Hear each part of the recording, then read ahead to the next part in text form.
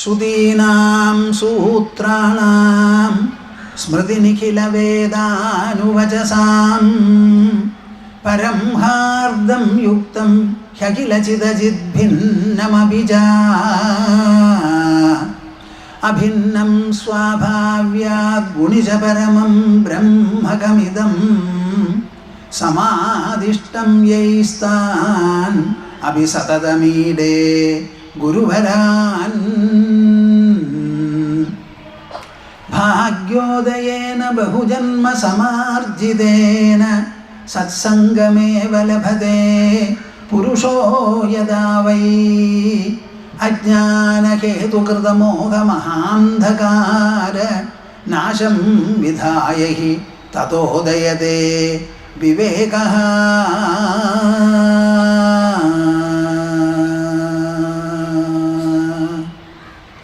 ഹരി ഓം.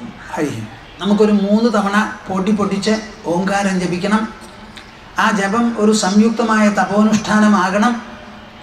അത് കേരളക്കരയിൽ മാത്രമല്ല, പരശുരാമൻ ഉയർത്തി തന്ന ഭാരതവും കവിഞ്ഞ് ലോകത്തെമ്പാടും പ്രസരിക്കണം അതിൻ്റെ മംഗള സ്വാധീനങ്ങൾ എന്ന് ഉദ്ദേശിച്ച് കൈ കോർത്ത് മടിയിൽ വെച്ച് കണ്ണടച്ച് മനസ്സും വായും തുറന്ന് എൻ്റെ കൂടെ ജപിക്കും.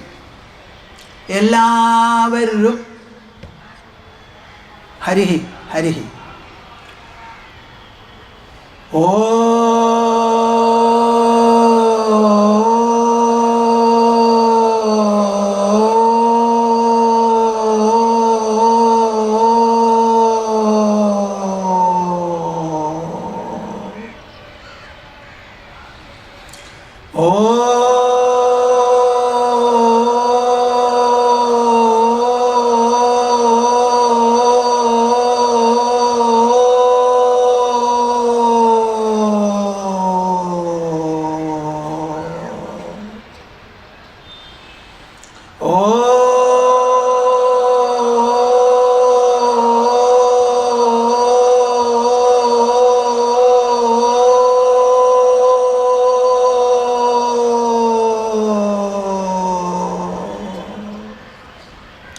ഹരി ഓം തത്സത്.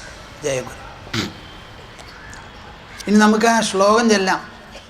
യദി ദേഹം പൃഥകൃത്യ.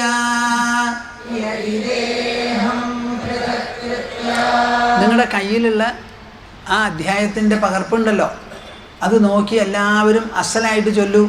യദി ദേഹം പൃഥകൃത്യ ചിതി വിശ്രാമ്യ തിഷ്ഠസി അധുനൈവ സുഖീ ശാന്തോ ബന്ധമുക്തോ ഭവിഷ്യസി. അധുനൈവ സുഖീ ശാന്തോ ബന്ധമുക്തോ ഭവിഷ്യസി.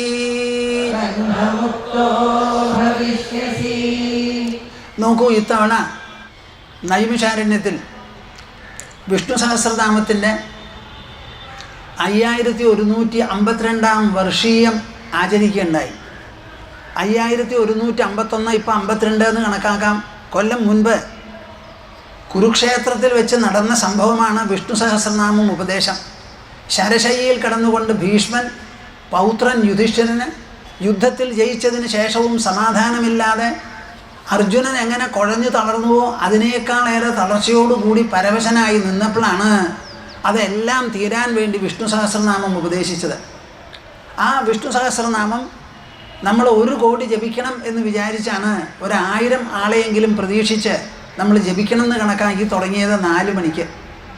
അതിനു മുമ്പ് നാം ഇവിടെ ഒരു വിഷ്ണു സഹസ്രനാമ പ്രദക്ഷിണം നടത്തി ഭാരതത്തിലുള്ള സാംസ്കാരിക ചിഹ്നങ്ങളും സ്മരണികകളുമായ ജലവും മണ്ണുമെല്ലാം കൊണ്ടുവന്ന് അതിനും ഒരു 10,000 ആൾ ഇവിടെ പങ്കെടുത്തു.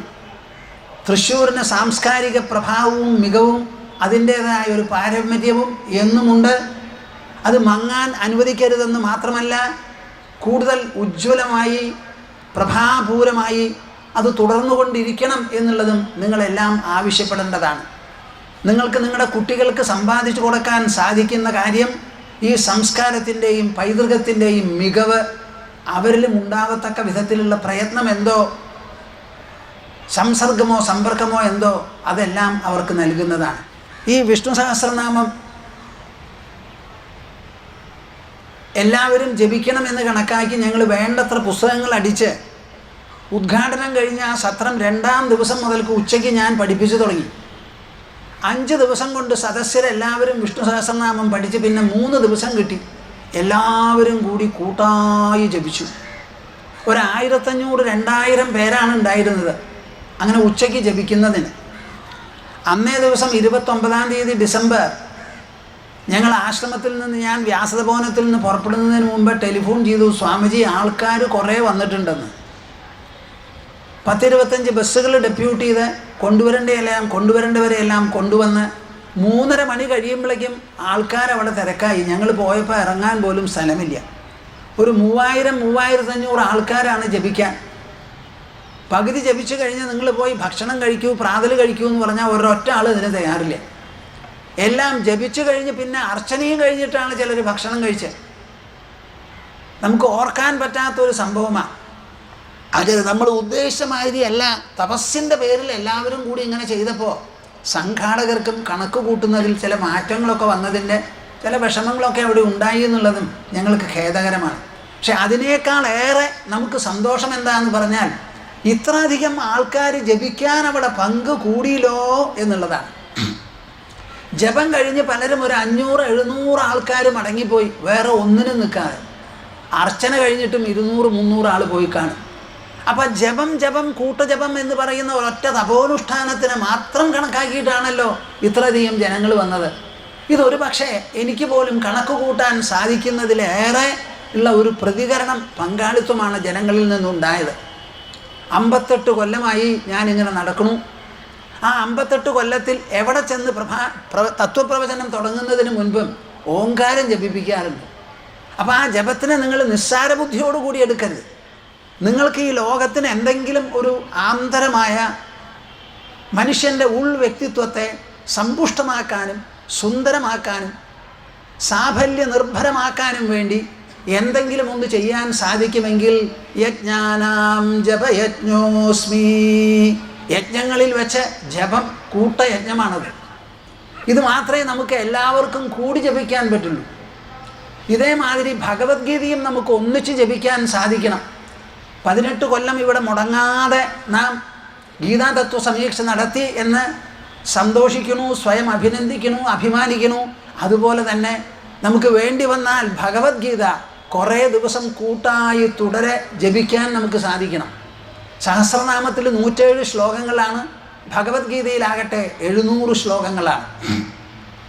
ഭഗവത്ഗീത വേണ്ടതുപോലെ ഒരു തവണ ചൊല്ലണമെങ്കിൽ ഏതാണ്ട് 3 മണിക്കൂർ സമയം നമുക്ക് വേണം. അപ്പം നിങ്ങളെല്ലാവരും അതിന് തയ്യാറെടുക്കണം. എന്തു പറയണു? തയ്യാറെടുക്കുമോ? ഒന്ന് കൈ പൊന്തിക്കാൻ കാണട്ടെ. Very good, good. ഈ സമയത്താണ് ഭാരതാംബയുടെ മനസ്സ് കുളിർക്കുന്നത്. നമ്മുടെ പൂർവികരെല്ലാവരും മന്ദസ്മിതരായി തീരുന്നത് അത്ര വിശേഷപ്പെട്ട ഒരു കാര്യമാണ്. അപ്പം ഞാൻ ഈ ശ്ലോകം ചൊല്ലിക്കുമ്പോഴും ഓങ്കാരം ജപിപ്പിക്കുമ്പോഴും എല്ലാം അതിന് വലിയ ഒരു അർത്ഥമുണ്ടെന്ന് നിങ്ങളെല്ലാവരും മനസ്സിലാക്കണം. ഇതാ നമുക്ക് ആദ്യത്തെ ശ്ലോകം ചൊല്ലാം. മുക്തിമിച്ച്, ആദ്യത്തതല്ല. കഥം ജ്ഞാനമവാപ്നോതി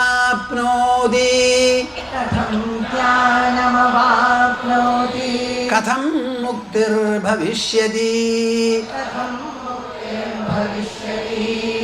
വൈരാഗ്യം ച കഥം പ്രാപ്തം ഏതദ് ബ്രൂഹി മമ പ്രഭോ. അതിന് അഷ്ടാവക്രൻ ഒരൊറ്റ ശ്ലോകേ ചോദിച്ചുള്ളൂ ആദ്യം. അതിന് മറുപടി പറയാണ്. മുക്തിമിച്ഛസി ചേത്താദാ വിഷയാൻ വിഷവത്യജ ക്ഷമാർജവദയാതോഷ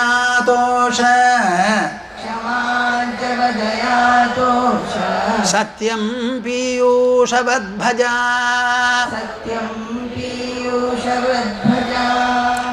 അധ്യാത്മശാസ്ത്രമാണ്, സംഹിതയാണ് നാം പ്രതിപാദിക്കുന്നത്. അധ്യാത്മം എന്നുള്ള വാക്കിന് എന്താ അർത്ഥം എന്നറിയോ നിങ്ങൾക്ക്? ആത്മസംബന്ധമായത് എന്ന്. ആത്മാ എന്ന് പറഞ്ഞാൽ ഞാൻ എന്ന വാക്കുകൊണ്ട് നാം സൂചിപ്പിക്കുന്ന പൊരുൾ എന്തോ അതാണ് ആത്മാവ്. അത് ദ്രവ്യമല്ല, ഊർജമല്ല. It is neither matter nor energy of any kind whatsoever. അപ്പോൾ ദ്രവ്യവും ഊർജവും കൂടിച്ചേർന്നതാണ് ഈ പാഞ്ചഭൗതിക പ്രപഞ്ചം. അതിലുള്ള ഒന്നുമല്ലാതെ, ഇത് രണ്ടുമല്ലാതെ എന്തെങ്കിലും ഒന്നുണ്ടെങ്കിൽ നമ്മുടെ ഉള്ളിലുള്ള ഉണർവ്, ചേതന, പ്രജ്ഞ, ചിത്ത് എന്നൊക്കെ പറയുന്ന കോൺഷ്യസ്നെസ് ആണ്. അത് നമ്മൾ നല്ല പോലെ മനസ്സിലാക്കണം. അപ്പം ഞാൻ എന്ന ശബ്ദം കൊണ്ട് നാം സൂചിപ്പിക്കുന്നത് നമ്മുടെ ഉള്ളിൽ ഉണർവ് രൂപത്തിൽ, അവെയർനെസ്, കോൺഷ്യസ്നെസ് രൂപത്തിലുള്ളതായ പൊരുളിനെയാണ്. അതാണ് ഈ ഞാൻ എന്ന ശബ്ദം കൊണ്ട് സൂചിപ്പിക്കുന്നത്. ആ ഞാനിലേക്ക് എത്താൻ വേണ്ടിയിട്ടുള്ള ഒരു ഉപദേശമാണ് ഇവിടെ നടക്കുന്നത്. അഷ്ടാവക്രനോട് ചോദിച്ചു, പറഞ്ഞു. ഈ അധ്യാത്മശാസ്ത്രം എന്ന് പറഞ്ഞാൽ അഹം പ്രത്യഗോചര ആത്മാ, അതിനെ സംബന്ധിക്കുന്ന ശാസ്ത്രം. ആ ശാസ്ത്രത്തിലേക്ക് പ്രവേശിക്കണം, പഠിക്കാൻ പുറപ്പെടണമെന്നുണ്ടെങ്കിൽ സാധന ചതുഷ്ടയം എന്ന് പറഞ്ഞ് 4 എണ്ണമുണ്ട്. സാധന ചതുഷ്ടയം എന്ന് പറഞ്ഞാൽ the prerequisites in order to enter into the area of Brahmavidya and strive to practice it, attain it and finally accomplish it in full measure. എന്താണ് ഈ സാധനം എന്ന് പറഞ്ഞ് മനസ്സിലാക്കി പോകണമല്ലോ. അപ്പോൾ അതിന് ഇപ്പോൾ ഇന്നത്തെ കാലത്ത് കിൻഡർ ഗാർട്ടനിലെ കുട്ടികളെ എടുക്കാൻ പോലും ഒരു ഇൻ്റർവ്യൂ നടത്തി അച്ഛനമ്മമാരെ പോലും ഇൻ്റർവ്യൂ ചെയ്യുന്ന സമ്പ്രദായമുണ്ട്. അപ്പോൾ അതിനുള്ള കോമ്പിറ്റൻസ്, പ്രീ റെക്വിസിറ്റ് എന്താണെന്ന് ചോദിക്കുമ്പോൾ ശങ്കരാചാര്യൻ പറയുന്നതാണ് നിത്യാനിത്യ വസ്തു വിവേക. നിത്യം അനിത്യം, ഈ 2 വസ്തുക്കൾ തമ്മിലുള്ള വ്യത്യാസം, പെർമനൻറ്റ് ഇംപെർമനൻറ്റ്, ട്രാൻസിറ്ററി എവർലാസ്റ്റിംഗ്, ഇത് രണ്ടും തമ്മിലുള്ള വ്യത്യാസം.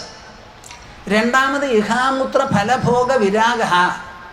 ഇഹലോകത്തിലും പരലോകത്തിലും എന്തെല്ലാം ഉണ്ടോ, സ്വർഗാദികൾ പലതുമുണ്ട്, പലതും പറഞ്ഞ് കേൾക്കുന്നുണ്ട്. ഇതിനോട് എല്ലാറ്റിനും നമുക്ക് വേണ്ട, എനിക്ക് വേണ്ടത് എൻ്റെ ഉള്ളിൽ ഇപ്പോൾ തന്നെ അനുഭവിക്കണം. അതിലൊരു ലോപവും വരരുത്, കുറവും വരരുത്, കറയും ഉണ്ടാവരുത്. അദ്വിതീയമായ സാക്ഷാത്കാരമോ നേട്ടമോ എൻ്റെ ഉള്ളിൽ നിന്ന് തന്നെ എനിക്ക് കിട്ടണം. എൻ്റെ ശരീരത്തിലോ ശരീരാവയവങ്ങളിലോ ഇന്ദ്രിയങ്ങൾ കൊണ്ട് കാണാവുന്ന പ്രപഞ്ചമണ്ഡലത്തിലോ ഒന്നുമുള്ളതല്ല എനിക്ക് ആവശ്യം. സ്വർണമല്ല, വെള്ളിയല്ല, ചെമ്പല്ല, വസ്തുവല്ല, ഭൂമിയല്ല, അതൊന്നുമല്ല. എനിക്ക് കിട്ടാനുള്ളത് എൻ്റെ ഉള്ളിലാണ്, ഏറ്റവും സമീപസ്ഥം, അന്തരാത്മീയമായിട്ടുള്ളത് എന്നൊക്കെയാണ് നമുക്ക് മനസ്സിലാക്കേണ്ടത്. മൂന്നാമത്തേത് എന്താ? ശമതമാതി ഷഡ്ക സമ്പത്തി എന്ന് പറയുന്ന 6 കൂട്ടം ഗുണവിശേഷങ്ങൾ. അവസാനം മുമുക്ഷുത്വം, സ്വതന്ത്രമാവണം, സ്വച്ഛത വേണം എന്നുള്ള വിചാരം. അത് നല്ല പോലെ മനസ്സിലാക്കുക. അതേമാതിരി ഒരു അധ്യാത്മശാസ്ത്രമാണിത്. അതിലാണ് അദ്ദേഹം ആദ്യം പറയുന്നത് മുക്തിമിച്ഛസി ചേത്താത വിഷയാൻ വിഷവത്യജ. മുക്തി വേണമോ? എന്താ ഈ മുക്തി? ലോകവസ്തുക്കൾ കിട്ടുന്നത് മുക്തിയല്ല, ഭുക്തിയാണ്. എന്ത്? ഭുക്തിയാണത്. ജനക, അങ്ങയ്ക്ക് ആവശ്യം മുക്തിയാണെങ്കിൽ പിന്നെ ലോകവസ്തുക്കളിലേക്ക് വിരൽ ചൂണ്ടരുത്. അതിലേതെങ്കിലും ഒന്ന് വേണം എന്ന് ആവശ്യപ്പെടരുത്. ജനിച്ചത് ഭൂമിയിലാണ്, അച്ഛനമ്മമാരുണ്ടായിരുന്നു നമുക്ക് മുമ്പ്, ഒരു പക്ഷേ സഹോദരങ്ങളും ഉണ്ടായി എന്ന് വരും. വിവാഹം കഴിഞ്ഞാൽ കല്യാണം കഴിച്ച പങ്കാളിയും ഉണ്ടാവും, കുട്ടികളുണ്ടാവും. ഇതൊക്കെ പ്രകൃതിയുടെ വ്യവസ്ഥയ്ക്കും നിയമത്തിനും അനുസരിച്ച് നടക്കുന്ന കാര്യങ്ങളാണ്. അതിലൊന്നും അഭിലഷിക്കേണ്ട ആവശ്യമില്ല. അഭിലാഷം എന്ന് പറയുന്നത് തന്നെ മനസ്സിൻ്റെ ദൗർബല്യമാണ്, ഇടുക്കമാണ്, മനസ്സിനെ താഴ്ത്തിക്കെട്ടുന്നതാണ്. ആഗ്രഹിക്കാതെ തനിക്കുള്ള ശക്തി, തനിക്കുള്ള മികവ്, തനിക്കുള്ള യോഗ്യത, തനിക്കുള്ള പഠിപ്പ്, തനിക്കുള്ള സ്കിൽ ഇതെല്ലാം പ്രദർശിപ്പിച്ചുകൊണ്ട് ലോകം എത്രത്തോളം കാലം അത് ആവശ്യപ്പെടുന്നോ അതിനൊരു പ്രതിഫലം എന്നുള്ള നിലയ്ക്ക് എന്തെങ്കിലും വരുമാനം നമുക്ക് കിട്ടിയാൽ അതുകൊണ്ട് സന്തോഷമായിട്ട് ജീവിക്കുക എന്ന് മാത്രമേ ഉള്ളൂ. നമ്മുടെ നേട്ടം ഇതൊന്നുമല്ല. നമ്മുടെ നേട്ടം കിടക്കുന്നത് ഉള്ളിലാണ്. ആ ഉൾനേട്ടത്തിന് വേണ്ടി കൊതിച്ചോളൂ, പുറം വസ്തുക്കൾക്കൊന്നും ഒരു ആശയം മനസ്സിലുണ്ടാവരുത് എന്ന് പറഞ്ഞു. അത് കഴിഞ്ഞിട്ട് പിന്നെ പറയുന്നതിൽ വിഷയാൻ വിഷവത്യജ എന്നൊരു വാക്കാണ്, വളരെ മൂർച്ചയുള്ള വാക്കാണ് ഉപയോഗിച്ചിരിക്കുന്നത്. ഈ ലോകവസ്തുക്കളെ മുഴുവൻ വിഷം പോലെ കാണണം, വിഷം പോലെ കാണണമെന്ന്. ഇങ്ങനെ ഒരു സംസ്കാരം ഭാരതത്തിൽ ഉടലെടുത്തത് എന്താ? ഭർതൃഹരിയെ പറ്റി സ്വല്പമൊന്ന് സൂചിപ്പിച്ചു ഞാൻ ഇന്നലെ. ആ ഭർതൃഹരി കുറേ കാലം സിംഹാസനത്തിലിരുന്ന് രാജ്യം ഭരിച്ചു. മാങ്ങയോ മാമ്പഴമോ ഇല്ലാത്ത ഒരു കാലത്ത് ഒരു ബ്രാഹ്മണൻ ഈ ഭർതൃഹരിയെ കണ്ട് നമസ്കരിച്ച് ഒരു സമ്മാനം നൽകാനായി കൊതിച്ചു വന്നു രാജധാനി. അദ്ദേഹം വന്ന് നമസ്കരിച്ചു, നമസ്കരിക്കുകയല്ല, അഭിനന്ദിച്ചു എന്ന് പറയാം. അഭിനന്ദിച്ചതിന് ശേഷം വിനയപൂർവ്വം കുറച്ചു നേരം സംസാരിച്ചിട്ട്, ഞാൻ അങ്ങയ്ക്ക് വിശേഷപ്പെട്ട ഒരു സാധനം കൊടുത്തിട്ടുണ്ട് എന്ന് പറഞ്ഞു. എന്താ അത്? വല്ല സ്വർണം കൊണ്ടുള്ള ആനക്കുട്ടിയോ കുതിരയോ ഒക്കെ ആവുമെന്ന് എല്ലാവരും വിചാരിച്ചിട്ടുണ്ടാവും. ഇദ്ദേഹത്തിൻ്റെ ഭാണ്ഡത്തിൽ നിന്ന് എടുത്തത് മഞ്ഞ നിറത്തിൽ സാമാന്യത്തിലേറെ വലിപ്പമുള്ള ഒരു മാമ്പഴം, അതാ കൊടുത്തത്. ഒരു ബ്രാഹ്മണൻ രാജധാനിയിൽ കോലോത്ത് വന്ന് രാജാവിനെ കണ്ട് കൊടുക്കാൻ കണ്ടത് മാമ്പഴമാണ്. രാജാവ് രാജബുദ്ധിയോടുകൂടി ആലോചിച്ചു, ഇങ്ങനെ അകാലത്തൊരു മാമ്പഴം ഈ ബ്രാഹ്മണൻ എനിക്ക് കൊണ്ടുവന്നാൽ അത് വിശേഷപ്പെട്ട മാമ്പഴമായിരിക്കാം. അതുകൊണ്ട് അദ്ദേഹത്തിനെ യാത്രയാക്കി സമ്മാനം കൊടുത്ത് പറഞ്ഞയച്ചതിന് ശേഷം രാജാവ് ആലോചിച്ചു, ഞാൻ എന്താ വേണ്ടത് എന്ന്. നിങ്ങളാണെങ്കിൽ ഒരു നല്ല സാധനം കയ്യിൽ കിട്ടിയാൽ എന്തു ചെയ്യും? മറ്റാരെയും അറിയിക്കാതെ കഴുകി വെടിക്കിപ്പാത്തി പിശാങ്കത്തി കൊണ്ടുവന്ന് മുറിച്ച് തൊലി കളഞ്ഞാൽ അങ്ങനെ അങ്ങോട്ട് വിഴുങ്ങും. അങ്ങനെയുള്ളവരും ഉണ്ട്, ഇല്ലാത്തവരൊന്നുമില്ല. കുടുംബാംഗങ്ങളെപ്പോലും മറന്ന് തിന്നുന്നവർ, ഹോട്ടലിൽ പോയി മൂക്ക് പിടിച്ച് തിന്നുന്നവരെ എനിക്ക് കുറച്ച് പേരെങ്കിലും അറിയാം. കുടുംബക്കാരുണ്ടെന്നുള്ളൊരു വിചാരം പോലും ഇല്ല. അതിന് കാശ് ചിലവ് കൂടുതലാണ്, തന്നെ പോയിട്ട് കഴിക്കും. ഇതൊന്നും മനുഷ്യന് ചേർന്ന കാര്യങ്ങളല്ല. എന്തനുഭവിക്കുന്നുണ്ടോ ആ അനുഭവിക്കുന്നത് അവനവൻ്റെ വീട്ടിൽ എല്ലാവരും കൂടി അനുഭവിക്കുക. എൻ്റെ ഹോം ടൗൺ പൂർവാശ്രമത്തിൽ വടക്കാഞ്ചേരിയാണ്. ഇത് നമ്മുടെ ഡിസ്ട്രിക്ട് ഹെഡ് ക്വാർട്ടേഴ്സാണ്.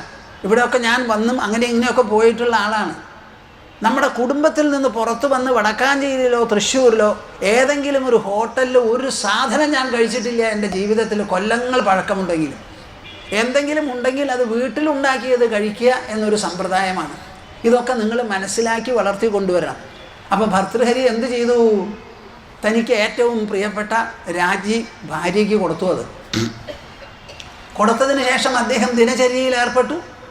അതൊക്കെ കഴിഞ്ഞു, സൂര്യൻ അസ്തമിക്കാനായി.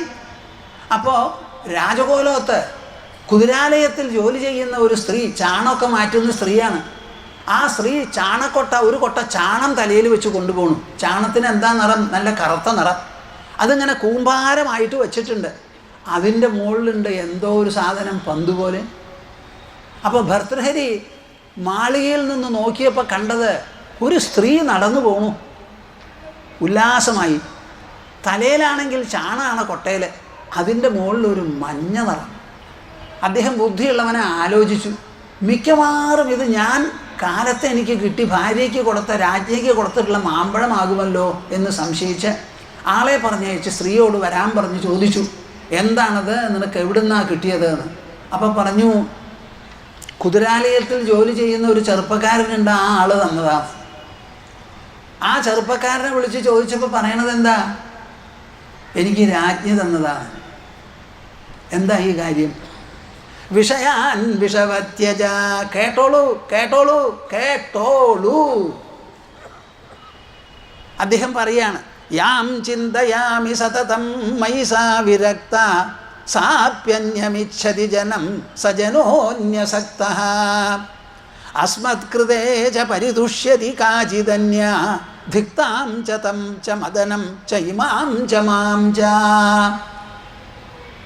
പ്രേക്ഷകരെ, ഇതാണ് നമ്മുടെ സംസ്കാരം, ഇതാണ് നമ്മുടെ മൂല്യം. ഇത് സുഭാഷിത രൂപത്തിൽ 7ാം ക്ലാസ് മുതൽക്ക് കുട്ടികൾക്ക് പറഞ്ഞ് പഠിപ്പിച്ചു കൊടുക്കേണ്ടതാണ്. നമ്മുടെ പരീക്ഷാ പാഠങ്ങളാകണം ഇത് മുഴുവനും.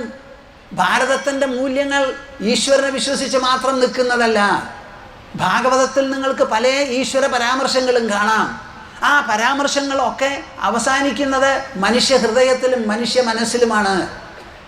ലോകത്തിലുള്ളവരെല്ലാവരോടും അനുഭാവത്തോടു കൂടി പെരുമാറാൻ കഴിയാത്തവൻ, പാവപ്പെട്ടവർക്കും ഏഴപ്പെട്ടവർക്കും സഹായം ചെയ്യാൻ കഴിയാത്തവൻ, കൊട്ടയ്ക്കും വട്ടിക്കും താമരപ്പൂ എടുത്ത് എന്നെ പൂജിച്ചാലും അത് വെണ്ണീറിൽ ഹോമിക്കുന്നത് പോലെയാണ് എന്നാണ് ഭാഗവതത്തിൻ്റെ പ്രസ്താവന. നമ്മുടെ ക്ഷേത്രങ്ങൾ, ദേവാലയങ്ങളിൽ സ്വർണം ഈട്ടം കൂട്ടി വയ്ക്കുന്നുണ്ട്. ആവശ്യത്തിലധികം സാധനം ശേഖരിച്ച് വയ്ക്കുന്നവരൊക്കെ തസ്കരന്മാരാണ്. തസ്കരന്മാരെ പോലെ വേണം അവരോട് പെരുമാറാൻ എന്ന് വളരെ വൃത്തിയായി ഭംഗിയായി ശ്രീമദ് ഭാഗവതം ഉദ്ഘോഷിക്കുന്നു. ഞാൻ എന്തെങ്കിലും മൂല്യങ്ങളോ ധർമ്മങ്ങളോ പറയുമ്പോൾ ചിലർക്ക് അഭിപ്രായം ഞങ്ങൾക്ക് അഷ്ടാവക്ര സംഹിതയാണ് കൂടുതൽ കേൾക്കണമെന്നാണ്. അഷ്ടാവക്ര സംഹിതയുടെ കാര്യങ്ങളാണല്ലോ പറയുന്നത്. സംഹിത എന്ന് പറഞ്ഞാൽ പല ചിന്താഗതികളും കൂട്ടിച്ചേർത്ത് അവതരിപ്പിക്കുന്നതാണ്. ഇവിടെ ധർമ്മമില്ലാതെ മൂല്യമില്ലാതെ ഒരു അധ്യാത്മമില്ല. മനുഷ്യൻ്റെ ഉള്ളിലേക്ക് നുഴഞ്ഞിറങ്ങണം, ചുഴിഞ്ഞിറങ്ങണം. അതിന് ഇന്ദ്രിയങ്ങൾ അനുവദിക്കണം, മനസ്സ് സമ്മതിക്കണം, ബുദ്ധിയും നമ്മളോട് അനുകൂലമായ ഒരു നിലപാടെടുക്കണം. അതെല്ലാം ഉണ്ടെങ്കിലേ ഉള്ളൂ. ധർമ്മത്തിൻ്റെ അഭാവത്തിൽ ജ്ഞാനചർച്ച ഒരിക്കലും ശരിയല്ല. ഭക്തി ഇല്ലാത്തയിടത്ത്, സമാജസ്നേഹം ഇല്ലാത്തയിടത്ത് ഈശ്വര കാര്യങ്ങൾ ഒന്നും തന്നെ പറയരുത്. ഭാഗവതത്തിൽ പറയുകയാണ്. എന്താ പറയുന്നത്? സാധാരണ വിശേഷപ്പെട്ട വാദ്യങ്ങളും കലകളുമെല്ലാം അവതാരിപ്പിച്ചാൽ നാടോടി കലകൾ പറയന്മാരുടെ വേല വരെ വേണമെന്നാ പറയുന്നത് കൃഷ്ണൻ. എല്ലാവർക്കും ഈശ്വരൻ ഒരുപോലെ സമീപസ്ഥനാണ്. പണക്കാർക്ക് മാത്രമുള്ള ഒരു ഈശ്വരൻ ഇവിടെ ഇല്ല. പിച്ചക്കാരെ ഒഴിവാക്കിക്കൊണ്ടില്ല. ഒരു പൈസ പോലും ഭണ്ഡാരത്തിൽ സമർപ്പിക്കാം. ലക്ഷം റുപ്പികയുടെ കെട്ടും നിങ്ങൾക്ക് അവിടെ കൊണ്ടിടാം. കൈ വീശിപ്പോയി എൻ്റെ പൊന്നു ഭഗവാനെ എൻ്റെ കയ്യിൽ ഒന്നുമില്ലേ എന്ന് പറയാം. എല്ലാവർക്കും ഉള്ളതാണ് ക്ഷേത്രം. അതിലുള്ളത് മുഴുവൻ സമാജത്തിൻ്റെ നന്മയ്ക്ക്, ഭക്തജനങ്ങളുടെ സൗകര്യത്തിന് വേണ്ടി ചെലവ് ചെയ്യുന്നതാണ്. അതുകൊണ്ട് നിക്ഷേപ കേന്ദ്രമാക്കരുത് നമ്മുടെ ക്ഷേത്രങ്ങളെ, നിക്ഷേപ കലവറകളാക്കരുത്. ഇതെല്ലാം നിങ്ങൾ ആലോചിക്കുന്നുണ്ടോ എന്ന് മനസ്സിലാവുന്നില്ല. ഭക്തന്മാർ അവിടെ ചെല്ലും, വഴിപാടുകളൊക്കെ കൊഴിക്കും, അങ്ങനെ അങ്ങോട്ട് പോവും. അവർക്ക് അത്രയേ വേണ്ടൂ, അത് മതിയേനും. എന്നാൽ ഈ ഭക്തി വഴിപാടുകളെല്ലാം വേണ്ടതുപോലെ കൈകാര്യം ചെയ്യുന്നുണ്ടോ ഇല്ലയോ എന്ന് നോക്കാൻ ലോകത്തിൽ, സമാജത്തിൽ ചില ധർമ്മചിന്തകന്മാരുണ്ടാവണം. അല്ലെങ്കിൽ ഈ ക്ഷേത്രമടക്കം എല്ലാം അധപ്പതിച്ചു പോവുകയുള്ളൂ. ഒരു ക്ഷേത്രം എന്ത്, ഈശ്വര വിശ്വാസം എന്ത്, ഭക്തി എന്ത്, ഭക്തന്മാരെങ്ങനെ പെരുമാറണം, സമാജത്തിന് അലങ്കാരമായിരിക്കണം, സമാജത്തിന് ശക്തി കേന്ദ്രങ്ങളാകണം, അവരുടെ പെരുമാറ്റം, സ്വഭാവം, സമ്പർക്കം എല്ലാറ്റിനും ചില മാനദണ്ഡങ്ങളുണ്ട്.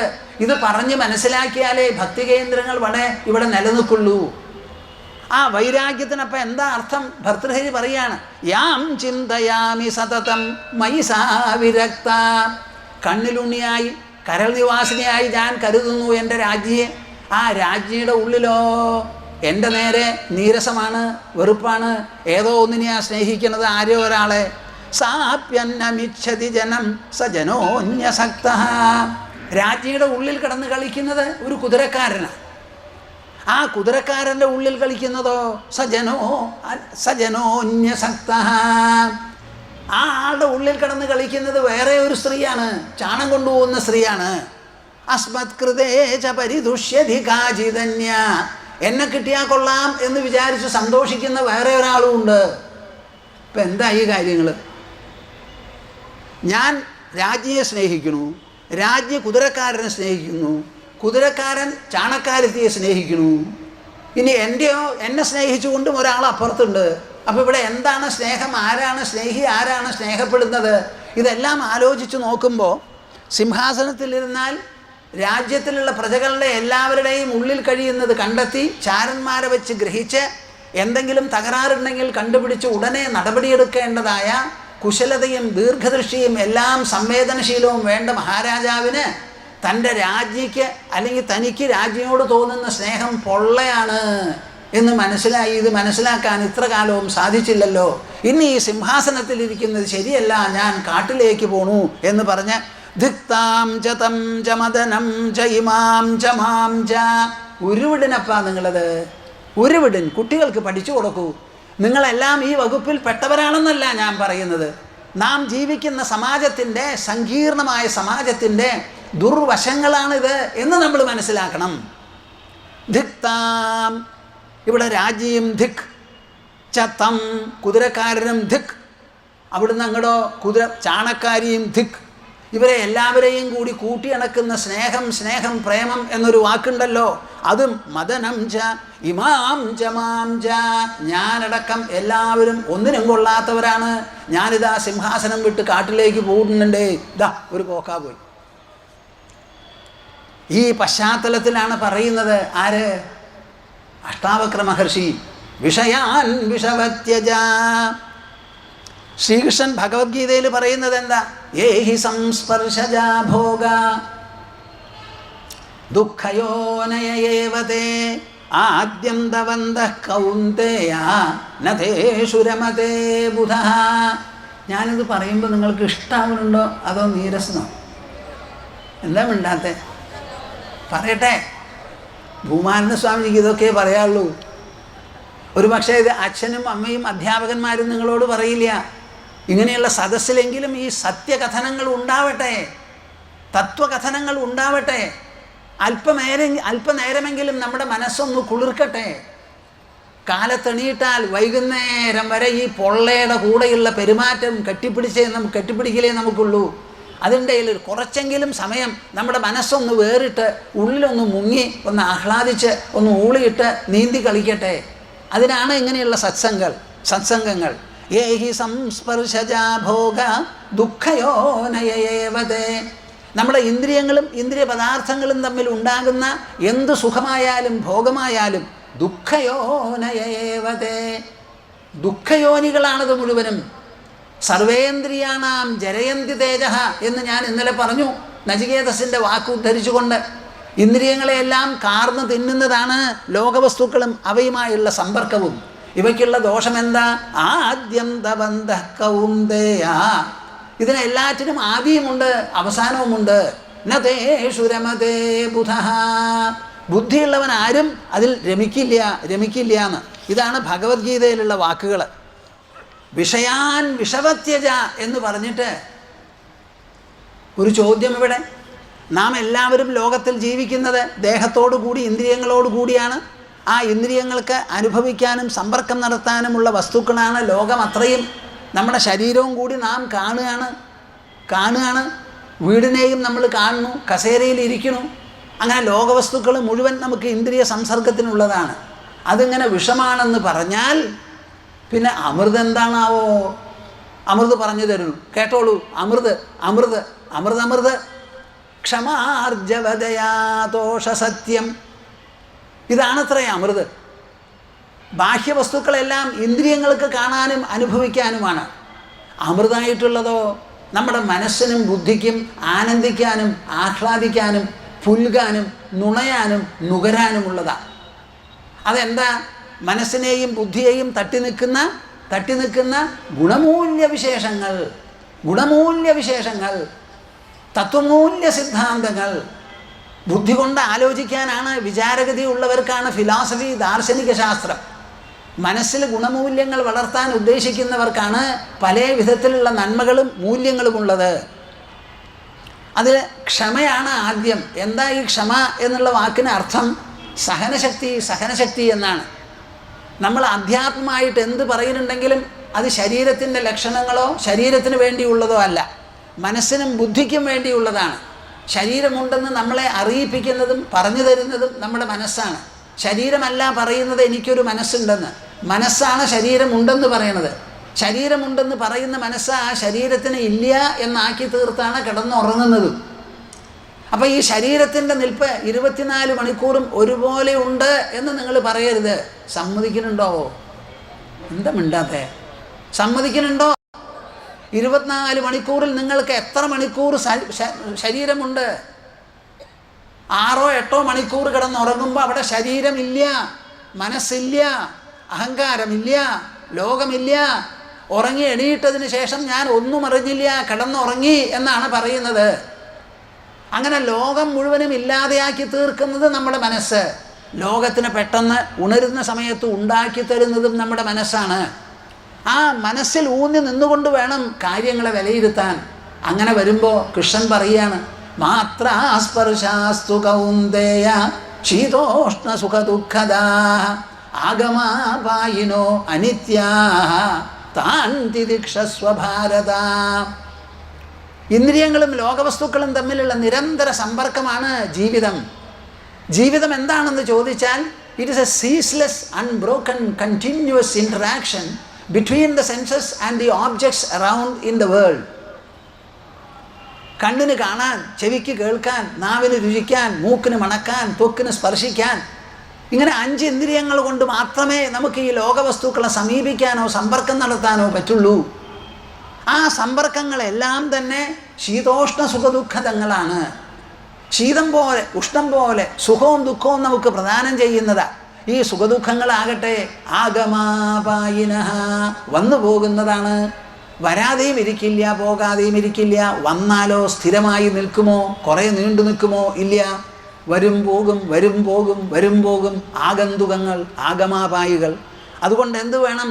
ഈ വസ്തുത മനസ്സിലാക്കി എൻ്റെ പൊന്നർജുന താൻ തിദിക്ഷസ്വ ഭാരത, അവയെ എല്ലാവരെയും സഹിക്കൂ. ഈ സഹനശക്തി എന്ന് പറയുന്നത് മനസ്സിനെ വളർത്തിയെടുക്കേണ്ടതാണ്. എന്ത് വന്നാലും ഫോർബെയർ ചെയ്യുക. വന്നൂലോ വന്നൂലോ വന്നൂലോ. ഈ പാട്ട് ഒരൊറ്റ ആളും പാടരുത്. ലോകത്തിൽ പലതും വരും. സൂര്യൻ ഉദിക്കും, അസ്തമിക്കും. ചന്ദ്രന് കലകൾ വന്നും പോയും ഇരിക്കും. ഭൂമി ചുറ്റിത്തിരിഞ്ഞുകൊണ്ടിരിക്കും. ഉത്തരായന ദക്ഷിണായന ഗതികളൊക്കെ ഉണ്ട്. ഹാർട്ട് അടിക്കും, ചുങ്ങും ചെയ്യും, വീർക്കും ചെയ്യും. ശ്വാസകോശവും അതുപോലെയാണ്. ഇതൊക്കെ സ്വാഭാവികമായി പ്രകൃതി സംവിധാനം ചെയ്ത ലോകത്തിൽ നടക്കുന്നതാണ്. അതിൽ സുഖദുഃഖങ്ങളും വേലിയേറ്റവും വേലിയിറക്കവും ഉണ്ടാവും എന്ന് വിചാരിച്ച് ആ വിശേഷ ബുദ്ധിയോടുകൂടി, വിവേകത്തോടുകൂടി, ഉൾജ്ഞാനത്തോടുകൂടി സുഖദുഃഖ പരിഗണന അത് വേണ്ടതുപോലെ ചർച്ച ചെയ്ത് മനസ്സിലാക്കി സഹിക്കണം എന്നാണ് പറയുന്നത്. എന്ത് മനസ്സിലാക്കി നിങ്ങൾ? നമ്മുടെ ഭാരതീയ ജീവിതം ധർമ്മം ധർമ്മം എന്ന് പറയുന്നത് മനസ്സിനെയും ബുദ്ധിയെയും മാത്രം തട്ടി നിൽക്കുന്ന ഗുണമൂല്യ സിദ്ധാന്തങ്ങളിൽ അധിഷ്ഠിതമാണ്. ഇവിടെ ഒരു മതം വരുന്നില്ല, ഒരു ഈശ്വരവിശ്വാസം നുഴഞ്ഞു കയറുന്നില്ല. ഈശ്വരവിശ്വാസം ഉണ്ടെങ്കിലും നിങ്ങൾക്ക് സഹനശക്തി വേണം, ഇല്ലാത്തവർക്കും സഹനശക്തി വേണം. സഹനശക്തി എന്ന് പറയുന്നത്, ക്ഷമ എന്ന് പറയുന്നത് സ്വതന്ത്രമായി വ്യക്തിയുടെ മനസ്സിലും ബുദ്ധിയിലും വിവേകത്തിലും മാത്രം ഊന്നി ഉറച്ചു നിൽക്കുന്ന അധിഷ്ഠിതമായ ഗുണമൂല്യമാണ്. ശരിയാണോ പറയുന്നത്? അങ്ങനെ നമുക്ക് മൂല്യങ്ങളേ ഉള്ളൂ. ആ മൂല്യങ്ങളിൽ മതമില്ല. എടോ, താൻ മനുഷ്യനാണോ? തനിക്ക് 5 ഇന്ദ്രിയങ്ങളുണ്ടോ? ലോകവസ്തുക്കളുമായി സമ്പർക്കം നടക്കുന്നുണ്ടോ? ആ നടക്കുന്നത് ഇന്ദ്രിയങ്ങൾ മുഖേന. അതിൻ്റെ അനുഭവങ്ങൾ ഉദിക്കുന്നതും അസ്തമിക്കുന്നതും മനോമണ്ഡലത്തിൽ. ആ മനോമണ്ഡലത്തിൽ ഹിന്ദു ആയാലും മുസ്ലിം ആയാലും ക്രിസ്ത്യനായാലും പാഴ്സിയായാലും സ്വരാഷ്ട്രീയനായാലും ആരായാലും ശരീരമുണ്ടെങ്കിൽ ലോകസമ്പർക്കം, സമ്പർക്കമുണ്ടെങ്കിൽ സുഖദുഃഖങ്ങൾ. അതിനെ സഹിക്കാനുള്ള ബുദ്ധി വിശേഷം നമുക്കുണ്ട്. അവർ values stand completely apart from the so called religion. മതങ്ങൾ ഇന്നുണ്ടാവാം, നാളെ പോവാം. ഇന്ന് നാം കാണുന്ന മതങ്ങൾക്കൊക്കെ ആയുസ് എത്രയുണ്ടെന്ന് പറയൂ. ഏതാനും ശതാബ്ദങ്ങളോ 1-2 സഹസ്രാബ്ദങ്ങളെ ആയിട്ടുള്ളൂ. നാം ഈ പറയുന്ന മൂല്യങ്ങളൊക്കെ ഭാഗീരഥീ തീരത്ത് ചരിത്രാതീത കാലത്ത് ജീവിച്ചു പോകുന്ന ഭാരതീയ ജനത കൂലങ്കഷമായി ചിന്തിച്ച് ജീവിതത്തെയും അന്തരംഗത്തെയും പരിശോധിച്ച് കണ്ടെത്തിയിട്ടുള്ള ഗുണമൂല്യങ്ങളാണ്. സഹനം സർവദുഃഖാനാം അപ്രതീകാരപൂർവകം ചിന്താവിലാപരഹിതം സാ തിദിക്ഷ നിഗദ്യതേ. വിവേക ചൂടാമണിയിൽ ശങ്കരാചാര്യൻ ഭംഗിയായി പാടിയിരിക്കുകയാണ് നല്ല വൃത്തത്തിൽ. എന്താ പറയണത്? സഹനം സർവദുഃഖാനാം അപ്രതീകാരപൂർവകം. എന്തെല്ലാം ദുഃഖങ്ങൾ വന്നോ അത് പുതിയതാണോ? അല്ല, സ്വാഭാവികമായി സഹജമായി നമ്മുടെ മനസ്സിൽ വന്ന് പതിയുന്നതാണ്. അതിനുള്ള കാരണമോ ലോകവസ്തുക്കളും നമ്മുടെ ഇന്ദ്രിയങ്ങളും തമ്മിലുള്ള സമ്പർക്കം. ഇത് ലോകത്തിലെ എല്ലാവർക്കും ഉണ്ടാവില്ലേ? നിങ്ങൾക്ക് വിശേഷവിധിയായി വല്ലതും ഉണ്ടോ? ഒരു കുട്ടി ഉണ്ടെങ്കിൽ ആ കുട്ടിയെ മാത്രം കാണും. 4 കുട്ടികളുണ്ടെങ്കിലോ അതേ കണ്ണുകൊണ്ട് 4 കുട്ടികളെ കാണും. ആളുകൾ കൂടിയത് കൊണ്ട് കാഴ്ച കൂടുന്നില്ല. 24 മണിക്കൂറും ഒരു ജോഡി കണ്ണുമേ നിങ്ങൾക്കുള്ളൂ. കേൾക്കുന്നുണ്ടോ നിങ്ങൾ? 24 മണിക്കൂർ അതിൽ ഉറങ്ങുന്ന സമയം കഴിച്ച് ബാക്കിയുള്ളത് 2 കണ്ണുണ്ട്, അതേ നമുക്കുള്ളൂ. ലോകവസ്തുക്കൾ ഇതിനെ തന്നെയാണ് നമ്മൾ കാണുന്നത്. അത് 1 കണ്ടാലും 1000 കണ്ടാലും എന്താണ് വ്യത്യാസം? അങ്ങനെ വരുന്ന സമയത്ത് സുഖദുഃഖങ്ങൾ സ്വാഭാവികമാണ്, സഹജമാണ്, അനിഷേധ്യങ്ങളാണ്, അനിവാര്യങ്ങളാണ്, ഒഴിച്ചുകൂടാത്തതാണ് എന്ന് മനസ്സിലാക്കി അപ്രതീകാരപൂർവകം ഈ സുഖദുഃഖങ്ങൾക്ക് എന്തെങ്കിലും പ്രതിവിധി വേണം എന്ന് പറഞ്ഞ് ജ്യോത്സ്യൻ്റെ അടുത്ത് പോവേ, എവിടെയെങ്കിലും പോവേ, പ്രാർത്ഥിക്കുകയോ ഒന്നും ചെയ്യണ്ട. ജീവിതത്തെ അപഗ്രഥിച്ച് മനസ്സിലാക്കൂ. ആ മനസ്സിലാക്കുന്നതിൽ നിന്ന് ഉദിക്കുന്നതാണ് ഈ വിവേകം. ക്ഷമാർജവദയാ ദോഷസത്യം. ആ ക്ഷമയുടെ കാര്യം പറയാണ്. സഹനം സർവദുഃഖാനാം അപ്രതീകാരപൂർവകം ചിന്താവിലാപരഹിതം. ആ ദുഃഖം വരുന്ന സമയത്ത് നിങ്ങൾക്ക് പ്രത്യേക ഒരു ചിന്തയോ ഒരു വിലാപമോ വന്നൂല്ലോ, നിങ്ങളും വരികയും എൻ്റെ കൂടെ കരയൂ. എന്താ അതിൻ്റെ ആവശ്യം? എന്താ അതിൻ്റെ ആവശ്യം? നമ്മുടെ മാ ഗുരുപ്രിയ അവിടെ ഇരിക്കുന്നുണ്ട്. അവരുടെ പൂർവാശ്രമത്തിലെ അച്ഛൻ ഡൽഹിയിലിരിക്കുന്ന സമയത്താണ് അവരുടെ അമ്മ മരണപ്പെട്ടു പോയത്. ആ വർത്തമാനം അറിഞ്ഞപ്പോൾ ഞാനൊന്ന് പോവാം കാണാമെന്ന് വിചാരിച്ച് പോയത് ശ്മശാനത്തിലേക്കാണ്. അപ്പോൾ ശ്മശാനത്തിലേക്ക് പോയി കുറച്ച് കഴിയുമ്പോഴേക്കും ശവശരീരം കൊണ്ടുവന്ന് മണ്ഡപത്തിൽ വളരെ വിശേഷമായിരിക്കുന്നു ഡൽഹിയിലെ ശ്മശാനം. ആദ്യമായിട്ട് ഞാൻ പോവാം. ഇത്ര വൃത്തിയും വെടുപ്പും സൗകര്യങ്ങളുമായി നമുക്കൊരു ശ്മശാനം ഉണ്ടോ എന്ന് സന്തോഷം തോന്നി. അത് കൊണ്ടുവന്ന് വെച്ച് രാത്രി കുറേ നേരമായിട്ടുണ്ടായിരുന്നു. അത് കഴിഞ്ഞ് ആ മണ്ഡപത്തിൽ വെച്ച് ആ അല്പസ്വല്പം വൈദിക കർമ്മങ്ങൾ നടത്തുമ്പോൾ ഇവരുടെ അച്ഛൻ കുറച്ച് കരയാൻ തുടങ്ങി. അപ്പോൾ ഞാൻ അടുത്ത് ചെന്നു, ഒന്ന് തലോടിയിട്ട് പറഞ്ഞു, അതെ, ഭാര്യയ്ക്ക് പേര് സുധ എന്നാണ്. സുധ ജീവിച്ചിരുന്ന സമയത്ത് ആ ശരീരത്തിനെ അദ്ദേഹം വേണ്ടതുപോലെ പരിചരിച്ചിട്ടുണ്ട്, വളരെ സ്നേഹമസൃണമായി നോക്കിയിട്ടുണ്ട്. അവരുടെ പ്രാണൻ പോയിക്കഴിഞ്ഞു. ഇനിയിപ്പോൾ എന്താ വേണ്ടത്? ആ പ്രാണൻ പോയ ശരീരത്തിന് എന്ത് ട്രീറ്റ്മെൻറ്റാണോ പെരുമാറ്റമാണോ വേണ്ടത്, ആ പെരുമാറ്റം ഭംഗിയായി മനസ്സാന്നിധ്യത്തോടു കൂടി കൊടുത്ത് ആ ശരീരത്തിനെ അഗ്നിക്ക് സമർപ്പിക്കുക. ഇതാണ് ഈ സമയത്ത് വേണ്ടത്. അല്ലാതെ നീ അത് അന്നിങ്ങനെ ഇതൊന്നും പറയാനുള്ള സമയമല്ല. ജീവിച്ചിരിക്കുമ്പോൾ നാം ജീവനോടുകൂടി താലോലിച്ചു, സംസാരിച്ചു, ശരി. ഇപ്പം പ്രാണൻ പോയിക്കഴിഞ്ഞാൽ ആ ശരീരത്തിന് വേണ്ടതുപോലെ അത് അർഹിക്കുന്ന പെരുമാറ്റത്തോടു കൂടി അഗ്നിക്ക് സമർപ്പിക്കുക. അതുകൊണ്ട് ഒന്നും മിണ്ടരുതെന്ന് പറഞ്ഞപ്പോൾ അദ്ദേഹത്തിൻ്റെ മുഖ തെളിഞ്ഞു. അങ്ങനെ ആ ശവം അങ്ങനെ കത്തിക്കൊണ്ടിരിക്കുമ്പോൾ ഞാനും അവരും എല്ലാവരും ഉണ്ട്. നമ്മുടെ കൂടെ കുറേ ഭക്തന്മാരെല്ലാവരും കൂടി ഹരേ രാമ ജപിച്ച് ഭംഗിയായിട്ട് പറഞ്ഞയച്ചു. ഞാനിത് എന്തിനാണ് നിങ്ങളോട് പറയണത്? മനസ്സിന് വിവേകം വരുമ്പോൾ നമ്മുടെ പെരുമാറ്റത്തിൽ കാര്യമായ മാറ്റം വരും. കരഞ്ഞുകൊണ്ടിരുന്ന മജുംദാർ എങ്ങനെയാ കരച്ചിൽ നിർത്തി സന്തോഷവാനായത്? സതുപദേശം കൊണ്ട് എല്ലാ മാറ്റങ്ങളും നമുക്ക് വരും. ശൂന്യം പൂർണ്ണമായി തീരും, മരണം ഉത്സവമായി തീരും, ആപത്ത് സമ്പത്തായി മാറും. വിദ്വജ്ജന സമാഗമേ, അറിവുള്ളവരുടെ അടുത്ത് ചെന്ന് അവരോടുകൂടി നാം സംസർഗം പുലർത്തുമെങ്കിൽ. അപ്രതീകാരപൂർവകം ചിന്താവിലാപരഹിതം. അയ്യോ എനിക്കിങ്ങനെ വന്നൂല്ലോ, എന്ത് വന്നൂല്ലോ, വന്നു കഴിഞ്ഞു, ഇനി അത് മാറ്റാൻ പറ്റുമോ? പിന്നെ എന്തിനാ ഈ വന്നൂല്ലോ എന്ന് പറയണത്? വന്നൂല്ലോ എന്ന് പറയണോ അതോ വന്നതോടുകൂടി ഇണങ്ങി സമഞ്ജസമായി ജീവിക്കണമോ? എന്താ മിണ്ടാത്തെ? വന്നൂല്ലോ അതോ വന്നതോടുകൂടി വിവേകപൂർവം വിശേഷബുദ്ധിയോടുകൂടി ഇണങ്ങി ജീവിക്കണമോ? ഈ ചോദ്യം നിങ്ങൾ എപ്പോഴും ചോദിക്കണം. അപ്പം ചിന്തയും വിലാപവും ഒന്നുമില്ലാതെ കഴിഞ്ഞുകൂടുന്നതാണ് സാതിദീക്ഷ നിഗദ്യതേ. ക്ഷമ എന്ന് പറയുന്നത് വലിയ ഒരു അസ്ത്രമാണത്രേ.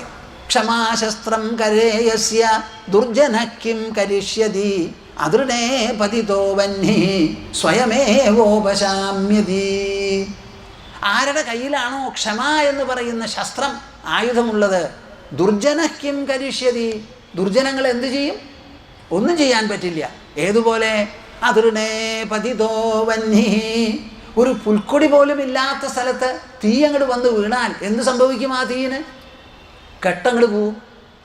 അതേമാതിരി ദുർജനങ്ങൾ എന്ത് ചെയ്യാൻ പുറപ്പെട്ടാലും നാം ക്ഷമയോടുകൂടി സ്വീകരിച്ച് ക്ഷമിക്കുക, സഹിക്കുക എന്ന് വന്നാൽ അവർ ഒരാളടിക്കാൻ വന്നു തന്നെ നിന്നോളും. ദുശാസനൻ സാരി പിടിച്ച് വലിച്ചിട്ട് അവസാനം എന്തുണ്ടായി? പിടിച്ച് വലിച്ച് കൈ കഴിഞ്ഞ് ഏഭ്യൻ ഇളിഭ്യനായി വേണ്ടാന്ന് വെച്ചിട്ട് അവിടെ ചെന്നിരുന്നു. ദ്രൗപദി ഒന്നും ചെയ്തില്ല, മിണ്ടാൻ്റെ ഇരുന്നു. 11 മാസക്കാലം സീത ഒറ്റയ്ക്കാണ് അശോകവനത്തിലിരുന്നത്. രാവണൻ്റെ 4 ഭാഗത്തും രാക്ഷസിമാരാ. സ്ത്രീകളെ നിങ്ങൾ കേൾക്കുന്നുണ്ടോ? നിങ്ങൾക്കൊരു കട്ടുറുമ്പ് കടിച്ചാൽ അയ്യോ, എത്ര ക്ഷേത്രങ്ങളിലുള്ള ദേവീദേവ വിഗ്രഹങ്ങളെയാണ് ഇവർ പിടിച്ച് കുലുക്കുക എന്നറിയോ? കട്ടുറുമ്പ് കടിച്ചു.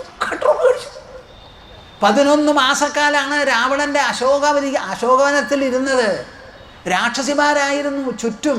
അവരെന്തൊക്കെ പറഞ്ഞു. ഇടയ്ക്കിടയ്ക്ക് രാവണൻ വരും, നീ എന്നെ കല്യാണം കഴിക്കുക എന്ന് പറഞ്ഞ് ആ കിരീടം കുമ്പിടിപ്പിച്ച് നമസ്കരിച്ച ദിവസങ്ങളുമുണ്ട്. സീതയുടെ കൂടെ ആരുണ്ടായിരുന്നു? അവിടെ രാമനും ലക്ഷ്മണനും സുഗ്രീവൻ്റെ സേനാവൃന്ദങ്ങൾ മുഴുവനുണ്ട് അവിടെ. ഇവിടെ സീത ഒറ്റയ്ക്കാണ്. ആലോചിക്കൂ കൂട്ടരെ. ഞാൻ എപ്പോഴും പറയും, നമ്മുടെ സ്ത്രീജനങ്ങളുടെ ഉള്ളിൽ നിന്ന് ഒരു അരഡസൻ സ്ത്രീകളെയും അരഡസൻ ദ്രൗപദികളെയും നമുക്ക് കാണാൻ പറ്റില്ല എന്ന്. എന്തിനാ ഈ കഥ എഴുതിയിരിക്കുന്നത്? ഭൂമാനന്ദ സ്വാമിജി പറയണത് കഥയോ അതോ നമ്മുടെ മനസ്സിന് വേണ്ട മൂല്യഗുണമഹിമകളോ? ഞാൻ കഥയാണോ നിങ്ങളോട് പറയുന്നത്, അതോ മൂല്യകഥനമാണോ നടത്തുന്നത്? എന്താ? ഞാൻ പണ്ട് കാലത്ത് ജീവിച്ച ഞാൻ കണ്ടിട്ടില്ലാത്തൊരു സീതയെപ്പറ്റി പഴംപുരാണം പറയുകയാണോ? അല്ല.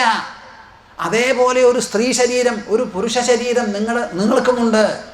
ആ ശരീരത്തിൻ്റെ ഉള്ളിലുള്ള മനസ്സിന് ഇത്ര സഹനശക്തി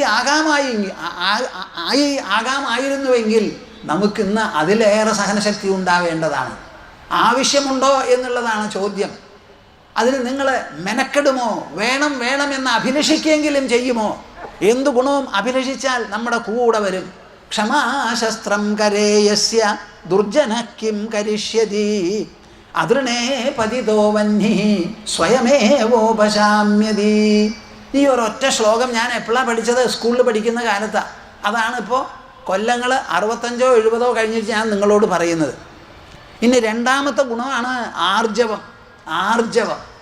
ആർജവം എന്ന് പറഞ്ഞാൽ സ്ട്രെയിറ്റ് ഫോർവേഡ്നെസ്. നേരെ വാ, നേരെ പോ, നേർമ എന്ന് വേണമെങ്കിൽ മലയാളത്തിൽ പറയാം. ആരും അങ്ങനെ ഉപയോഗിക്കാറില്ല. നേരിയതല്ല, നേർമ.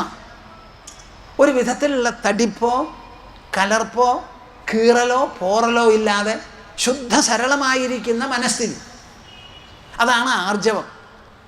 നേരെ വാ, നേരെ പോ, അതിൽ വിളവും തിരിവും ഒന്നും പാടില്ല. ഈ ആർജവം എന്ന് പറഞ്ഞാൽ എന്താ? ഉള്ളിലുള്ളത് അതേമാതിരി നമ്മൾ സമ്മതിക്കാനും ഉണർത്താനും പറയാനും തയ്യാറാവണം, പറയും വേണം. ആ ഉള്ളിലുള്ളതിൽ ഒരു ഒളിഞ്ഞു കളിക്കൽ പാടില്ല. രുദ്രാക്ഷമാല കഴുത്തിലും മനസ്സിൽ മത്തങ്ങയും എന്ന് പറയുന്ന ഒരു ഏർപ്പാടുണ്ട്. അതുമാതിരി പറ്റില്ല. രുദ്രാക്ഷമാല കഴുത്തിലിടണമെങ്കിൽ അതിനനുസരിച്ച് ഒരു തപോധന്യത മനസ്സിനും നമുക്ക് ആവശ്യമാണ്. അത് വളരെ വിശേഷപ്പെട്ട ഒരു ഗുണമാണ്, എന്നാൽ അപൂർവം. ഞാനിത് ആദ്യമായിട്ട് വായിച്ചപ്പോൾ ഈ ആർജവം എന്തിനാ അഷ്ടാവക്രൻ ഈ ജനക മഹാരാജാവിൻ്റെ മുൻപിൽ അവതരിപ്പിക്കുന്നത്? സാധാരണ ജനങ്ങളൊക്കെ നേർമയുള്ളവരും ആർജവമുള്ളവരും അല്ലേ എന്നിങ്ങനെ ഞാൻ സംശയിച്ചു. ഇപ്പോഴും അതിന് ഉത്തരം എനിക്ക് കിട്ടുന്നില്ല. അപ്പോൾ തുറന്ന മനസ്ഥിതി വളരെ വളരെ കുറവാണ്. ഞങ്ങളുടെ ആശ്രമത്തിൽ ഉത്തർപ്രദേശിൽ നിന്ന് ഒരു ഭക്തൻ വന്നിട്ടുണ്ടായിരുന്നു. നമ്മുടെ അടുത്ത് ദീക്ഷയൊക്കെ മേടിച്ചിട്ടുള്ള ആളാണ്.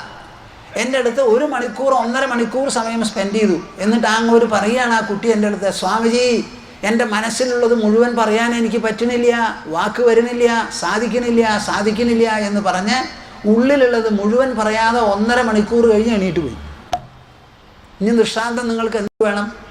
അപ്പം ഞങ്ങളെപ്പോലെയുള്ളവരുടെ മുൻപിലല്ലല്ലോ ഇത് പറയുക, അങ്ങനെ പറഞ്ഞല്ലേ അത് ശരിയാവുള്ളൂ എന്ന് പറഞ്ഞാൽ വേറെ ഒരാൾ ആശ്രമത്തിൽ വന്ന് പറയുക, എൻ്റെ മനസ്സിൻ്റെ ഉള്ളിലൊരു കാര്യമുണ്ട്, ഒരാളോടും പറയാൻ എനിക്ക് പറ്റില്ല, അത് സ്വാമിജിയോടെങ്കിലും പറഞ്ഞ് സമാധാനമായി പോകാനാണ് വന്നിരിക്കണതെന്ന് വേറൊരാൾ. ഉത്തരധ്രുവം ദക്ഷിണധ്രുവം, ഇത് രണ്ടും നമ്മുടെ സമാജത്തിൻ്റെ ഉള്ളിലുള്ള സ്ഥിതിഗതികളാണ്. ആലോചിച്ച് നോക്കൂ. അലക്സാണ്ടർ വന്നു, പുരുഷോത്തമനെ കീഴടക്കി. തൻ്റെ പടയാളികളെല്ലാവരും കൂടി, മിലിറ്ററി ഉദ്യോഗസ്ഥന്മാരെല്ലാവരും കൂടി പുരുഷോത്തമനെ പിടിച്ചു കൊണ്ടുവന്ന് അലക്സാണ്ടറിൻ്റെ മുമ്പിൽ നിർത്തി. ആ അലക്സാണ്ടർ ഒരു ചോദ്യം ചോദിച്ചു. അത്രേ, ഞാൻ പറയണത് ശരിയാവോ, എനിക്ക് മറന്നുപോയിണ്ടാവും. ഒരു ചോദ്യം ചോദിച്ചു, താങ്കൾ എന്നിൽ നിന്ന് എന്ത് പെരുമാറ്റമാണ് ആവശ്യപ്പെടുന്നത്, പ്രതീക്ഷിക്കുന്നത് എന്ന്. അതിന് പുരുഷോത്തമൻ മറുപടി പറഞ്ഞു അത്രേ, ഒരു രാജാവോടെന്ന പോലെ എനിക്ക് എന്നോട് പെരുമാറണമെന്ന്. കേൾക്കുന്നുണ്ടോ? നിങ്ങൾ കേൾക്കുന്നുണ്ടോ? നമ്മുടെ ഗുണമൂല്യങ്ങൾ വെറുതെ പറയുന്നതല്ല കുട്ടികളെ, അത് നമ്മുടെ മനസ്സിനെ അലങ്കരിക്കും. അലങ്കരിച്ചവർ ഇവിടെ ഉണ്ടായിട്ടുണ്ട്. ഭാരതം അതിൻ്റെ സാക്ഷി പട്ടിക നിരത്തുന്നു നമ്മുടെ മുൻപിൽ. ഇവിടെ പഞ്ഞമില്ല. മനസ്സിൻ്റെ മഹിമയെ സംബന്ധിച്ചിടത്തോളം, മൂല്യങ്ങളെ സംബന്ധിച്ചിടത്തോളം, തത്വമൂല്യ സിദ്ധാന്തങ്ങൾ സംബന്ധിച്ചിടത്തോളം. ഞങ്ങളുടെ ആശ്രമത്തിൽ വന്നാൽ ഞാനൊരു പടം കാണിച്ചു കൊടുക്കാറുണ്ട്. അമരകോശത്തിന് ഭാഷ്യം എഴുതിയിട്ടുള്ള ഒരു മൂസിൻ്റെ പടം. നിങ്ങൾ ഈ പടം ഒന്ന് നോക്കൂ. പരമവിദ്വാൻ, ലോകത്തിലെ എല്ലാവരും ചുഴിഞ്ഞു വായിക്കുന്നതും പഠിക്കുന്നതുമായ ഒരു മഹാഗ്രന്ഥം. അദ്ദേഹത്തിൻ്റെ മേലെ തൊലിയും എല്ലുമാണ്, നിറച്ച് ഭസ്മം പൂശിയിരിക്കുക, തലമുടിയുണ്ട്, താടിയുണ്ട്. ഇതാണ് നമ്മുടെ വിദ്വാൻമാർ. ആധുനികന്മാരോ PhD പാസ്സായി professor, head of the department, ഡീനൊക്കെ ആയിട്ട് കുപ്പിയും കയ്യിലെടുത്ത് നടക്കും. മനസ്സിലാവുന്നുണ്ടോ നിങ്ങൾക്ക്? വിദ്യാ ദദാതി വിനയം. ഒരു മനുഷ്യൻ വിദ്യ ഉണ്ടെങ്കിൽ വിനയമാണ് നമുക്കുണ്ടാവേണ്ടത്. അപ്പം അവർ വേഷഭൂഷണങ്ങൾ കൊണ്ടല്ല അവരുടെ യോഗ്യത കാണിച്ചത്. ആ പുസ്തകത്തിൽ നിന്ന് കാണാം. ഞാൻ പലർക്കും കാണിച്ചു കൊടുക്കും. ഇതാണ് നമ്മുടെ വിദ്വത്വം, ഇതാണ് നമ്മുടെ വിദ്യ നൽകുന്ന പ്രഭ, ആ പ്രഭാപൂരിതത്വം മനസ്സിലാക്കുമെന്ന്.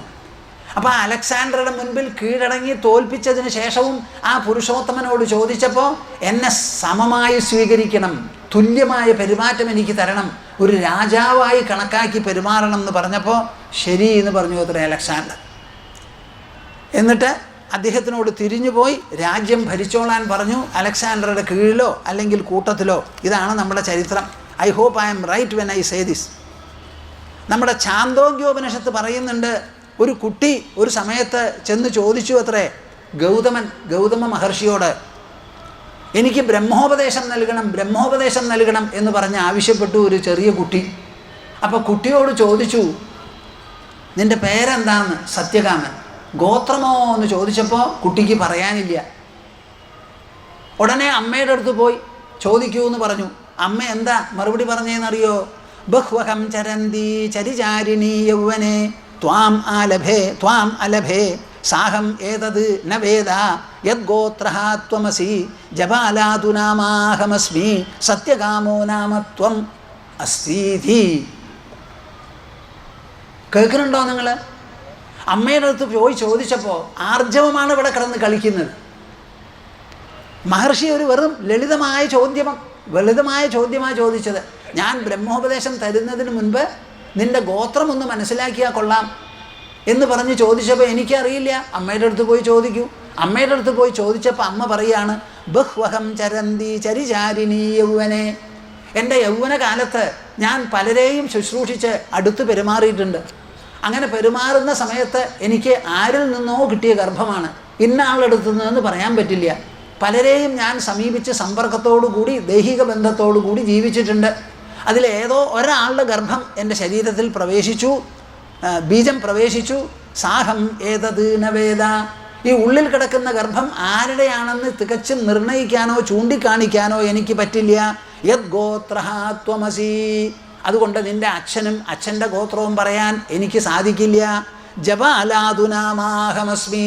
എൻ്റെ പേര് ജപാലയാണ്. സത്യകാമോ നാമ ത്വമസീതി.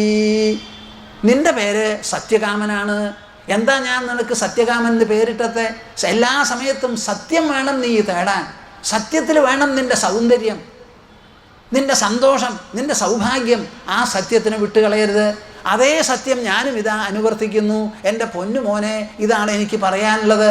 നീ എവിടെ വേണമെങ്കിൽ പോയി പ്രഖ്യാപിച്ചോ ഈ കാര്യം അമ്മ പറഞ്ഞതെന്ന്. ആ കുട്ടി തെല്ലും സംശയിച്ചില്ല. ആർജവത്തോടുകൂടി തന്നെ പോയി. എന്നിട്ട് ഗൗതമനോട് കുട്ടി പറയാണ്, സോഹം സത്യകാമഃ ജാബാലഃ അസ്മി. എൻ്റെ ഗോത്രം ചോദിച്ചില്ലേ, എനിക്കിതാണ് പറയാനുള്ളത്. എൻ്റെ പേര് സത്യകാമനാണ്. എൻ്റെ അമ്മ ജപാലയാണ്. ജപാലയ്ക്ക് ജനിച്ച പുത്രനായതിനാൽ ഞാൻ ജാബാലനാണ്. സത്യകാമ ജാബാലൻ എന്നേ എനിക്ക് പറയാനറിയുള്ളൂ. അത് കഴിഞ്ഞ് ഒരു ഗോത്രത്തിൻ്റെ കഥയും എൻ്റെ കയ്യിലില്ല, ആരും പറയാനുമില്ല. എൻ്റെ അച്ഛനോട് പോയി ചോദിക്കാൻ, അച്ഛനാണെങ്കിൽ ആരാന്നും കൂടി അറിയില്ല എന്നാണ് അമ്മ പറയണത്. ഗൗതമൻ ഉടനെ അത് കേട്ട് സന്തോഷിച്ചു. ന ഏതത് അബ്രാഹ്മണഃ വിഭക്തും അർഹതി. കേൾക്കുന്നുണ്ടോ കൂട്ടരെ? നിങ്ങൾ എന്ത് ബുദ്ധിയോടും എന്ത് മനസ്സോടു കൂടിയിട്ടാണ് കേൾക്കണത്? ചരിത്രാതീത കാലത്ത് എഴുതി വെച്ചതാണ്. എവിടെ? ഭാഗീരഥീ തീരത്തിൽ ബഹുസഹസ്രാബ്ദങ്ങൾ മുമ്പ് നടന്നതാണപ്പോൾ അത്. അതാണ് ഒരു ഭൂമാനന്ദ സ്വാമി നിങ്ങളുടെ അടുത്ത് ഈ നിറഞ്ഞ സദസ്സിനോട് പറയുന്നത്. നിങ്ങളുടെ മനസ്സ് ഇവിടുന്ന് പറക്കട്ടെ, സഹസ്രാബ്ദങ്ങൾ പിന്നിൽ ചെല്ലട്ടെ, ഭാഗീരഥി തീരത്തിൽ ചെന്ന് ഇറങ്ങട്ടെ. അവിടുന്ന് ഇങ്ങോട്ടൊരു സാംസ്കാരിക ചരട് കൊണ്ട് നിങ്ങളുടെ മനസ്സ് കെട്ടപ്പെടണം. സാംസ്കാരിക ചരട് കൊണ്ട് കെട്ടപ്പെടണം, ചങ്ങല കൊണ്ട് കെട്ടപ്പെടണം. അത് സ്വർണ്ണച്ചങ്ങലയല്ല, വെള്ളിച്ചങ്ങലയല്ല, ഇരുമ്പ് ചങ്ങലയല്ല. അത് ഭാവനാ ചങ്ങലയാണ്, ഉണർവ് ചങ്ങലയാണ്, അത് മൂല്യച്ചങ്ങലയാണ്. ഇങ്ങനെയുള്ള മൂല്യവാന്മാരെ പെറ്റു വളർത്തിയതാണ് നമ്മുടെ ഭാരത ജനനി. അത് നിങ്ങളെല്ലാവരും മനസ്സിലാക്കണം. സയേതത് അബ്രാഹ്മണഃ വിഭക്തും അർഹതി ന ഏതത്. ബ്രാഹ്മണനല്ലാത്ത ഒരുത്തന് ഇങ്ങനെ പറയാൻ, തുറന്നു പറയാൻ, ലളിതമായി സുഭഗമായി പറയാൻ പറ്റില്ല. സമിധം സൗമ്യ ആഹരോപ, ഓടിച്ചെന്ന് സമിത്ത് കൊണ്ടുവരൂ. ത്വാനേഷ്യേ നസ്യാത് അഗായിതി തം ഉപനീയ. ഉടനെ സമിത്ത് കൊണ്ടുവന്ന് ചടങ്ങുകളെല്ലാമായി ആ കുട്ടിക്ക് ഉപനയനം കഴിച്ചു കൊടുത്തു എന്ന്. എന്താ നിങ്ങൾ ഇതിൽ നിന്ന് മനസ്സിലാക്കുന്നത്? ആർജവം എന്ന് പറയുന്ന ഗുണത്തിൻ്റെ മഹിമയും പ്രകടനവുമാണിത്. മറിച്ച് കർണൻ ചെയ്തതോ, ചെന്നയിടത്തൊക്കെ നുണ പറഞ്ഞു, നുണ പറഞ്ഞ് ശാപം കിട്ടി, പശുവിനെ കൊന്നു, അവിടുന്ന് കിട്ടി ഒരു കിഴുക്ക്. സ്വതവേ എത്ര ഗുണങ്ങളും കേമത്വമുള്ളവനാണ് കർണൻ. അർജുനനോട് കടപിടിക്കാൻ ധാരാളം മതി. അങ്ങനെ ഒരാൾ സ്വഭാവത്തിലുള്ള ദൂഷ്യം കൊണ്ട്, ആർജവമില്ലായ്മ കൊണ്ട് തകരാറായി. ശ്രീരാമചന്ദ്ര മഹാപ്രഭു പൂർണ്ണ ഗർഭിണിയായിരിക്കുന്നു. ആര്? സീത. ആ സമയത്താണ് ചാരന്മാർ വന്ന് പറഞ്ഞത്, അങ്ങയിൽ കളങ്കം ആരോപിക്കുന്നു. ലങ്കയിൽ 11 മാസം തനിയെ താമസിച്ച സീതയെ അങ്ങ് വീണ്ടെടുത്തു, അഗ്നിപ്രവേശം ചെയ്തു എന്നുള്ളത് ശരിയാകാം. അത് ഗംഗയിൽ വെച്ച് ലങ്കയിൽ വെച്ച് നടന്നതാണ്, നമ്മളാരും കണ്ടിട്ടില്ല. അതുകൊണ്ട് ഈ കാര്യം ജനങ്ങൾ സമ്മതിക്കാൻ ഒരുക്കമില്ല. ഒരു കളങ്കമുണ്ട് എന്ന് കേട്ട ഉടനെ വേറെ ഒരൊറ്റ ആളോടും ആലോചിച്ചില്ല രാമൻ. ഉടനെ ലക്ഷ്മണനെയും ബാക്കിയുള്ളവരെയും വിളിച്ച് പറയുകയാണ്, നിങ്ങൾക്ക് എന്നോട് സ്നേഹമുണ്ടെങ്കിൽ ഞാൻ പറയുന്നത് കേട്ട് അനുസരിക്കുക, ഒരു വാക്കും പറയരുത്. ജ്യേഷ്ഠത്തിയമ്മയെ കൊണ്ടുപോയി വാൽമീകി ആശ്രമത്തിൻ്റെ അരികൽ കൊണ്ടുപോയി ഉപേക്ഷിച്ച്, ജ്യേഷ്ഠൻ ഉപേക്ഷിച്ചിരിക്കുന്നു എന്നുള്ള വാക്കും പറഞ്ഞ് തിരിഞ്ഞു നോക്കാതെ മടങ്ങി വരണം എന്ന് പറയുക. ആ പറയുന്ന സമയത്ത് കാളിദാസൻ എഴുതി വെച്ചത് ഒന്ന് ആലോചിച്ച് നോക്കൂ. അവൈമി ചൈനാമനഖേദി കിന്തു ലോകാപവാദോ ബലവാൻ മതോ മേ ഛായാഹി ഭൂമേ ശശിനോ മലത്വേന ആരോപിത ശുദ്ധിമത പ്രജാഭിഹി. അവൈമി ചൈനാം അനഖേദി കിന്തു. ഈ ജനകപുത്രി സീതയുണ്ടല്ലോ, അപാപയാണ്. ഒരു വിധത്തിലുള്ള കളങ്കമോ ദൂഷ്യമോ കോട്ടമോ അവൾക്കില്ല എന്ന് എനിക്ക് നല്ലപോലെ അറിയാം. പക്ഷേ ഞാൻ സീതയുടെ ഭർത്താവ് മാത്രമല്ല, ആദ്യമായി ഞാൻ സിംഹാസനത്തിലിരിക്കുന്ന രാജാവാണ്. എന്നോട് അവകാശം, എന്നോട് അധികാരം, എന്നിൽ നിന്ന് പ്രതീക്ഷ ഈ അയോധ്യ രാജ്യത്തിലുള്ള പ്രജകൾക്ക് എല്ലാവർക്കുമുണ്ട്. സീത എന്ന് പറയുന്നത് എനിക്ക് വ്യക്തിയുമായി ദേഹികമായിട്ടുള്ള ഒറ്റയ്ക്കുള്ള ഒരു ബന്ധമാണ്, ഭാര്യ ഭർത്തൃത്വം. ഞങ്ങൾ 2 പേരും മാത്രമേ ഉള്ളൂ. പക്ഷേ സീതയുടെ ഭർത്താവ് വെറും ഭർത്താവല്ല, ഒരു കുടുംബസ്ഥനല്ല, രാജാവാണ്. രാജാവ് എന്നുള്ള നിലയ്ക്ക് അദ്ദേഹത്തിൻ്റെ ദൗത്യം പ്രജാക്ഷേമമാണ്, പ്രജാപരിപാലനമാണ്.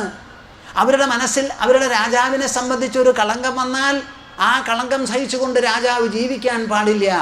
ഇക്ഷ്വാകു വംശത്തിൽപ്പെട്ടവനാണ് ഞാൻ, രഘുവംശത്തിൽപ്പെട്ടവനാണ്. രാജർഷി വംശസ്യ രവി പ്രസൂദേ ഉപസ്ഥിത പശ്യത കീദൃശോയം. ആ രാജർഷി വംശത്തിൽപ്പെട്ട ഒരു രാജാവാണ് ഞാൻ. ആ വംശത്തിന് മുഴുവൻ ഒരു കളങ്കം വരുത്തുന്ന ഈ വാക്ക് കേട്ട് ഞാൻ എങ്ങനെയിരിക്കും?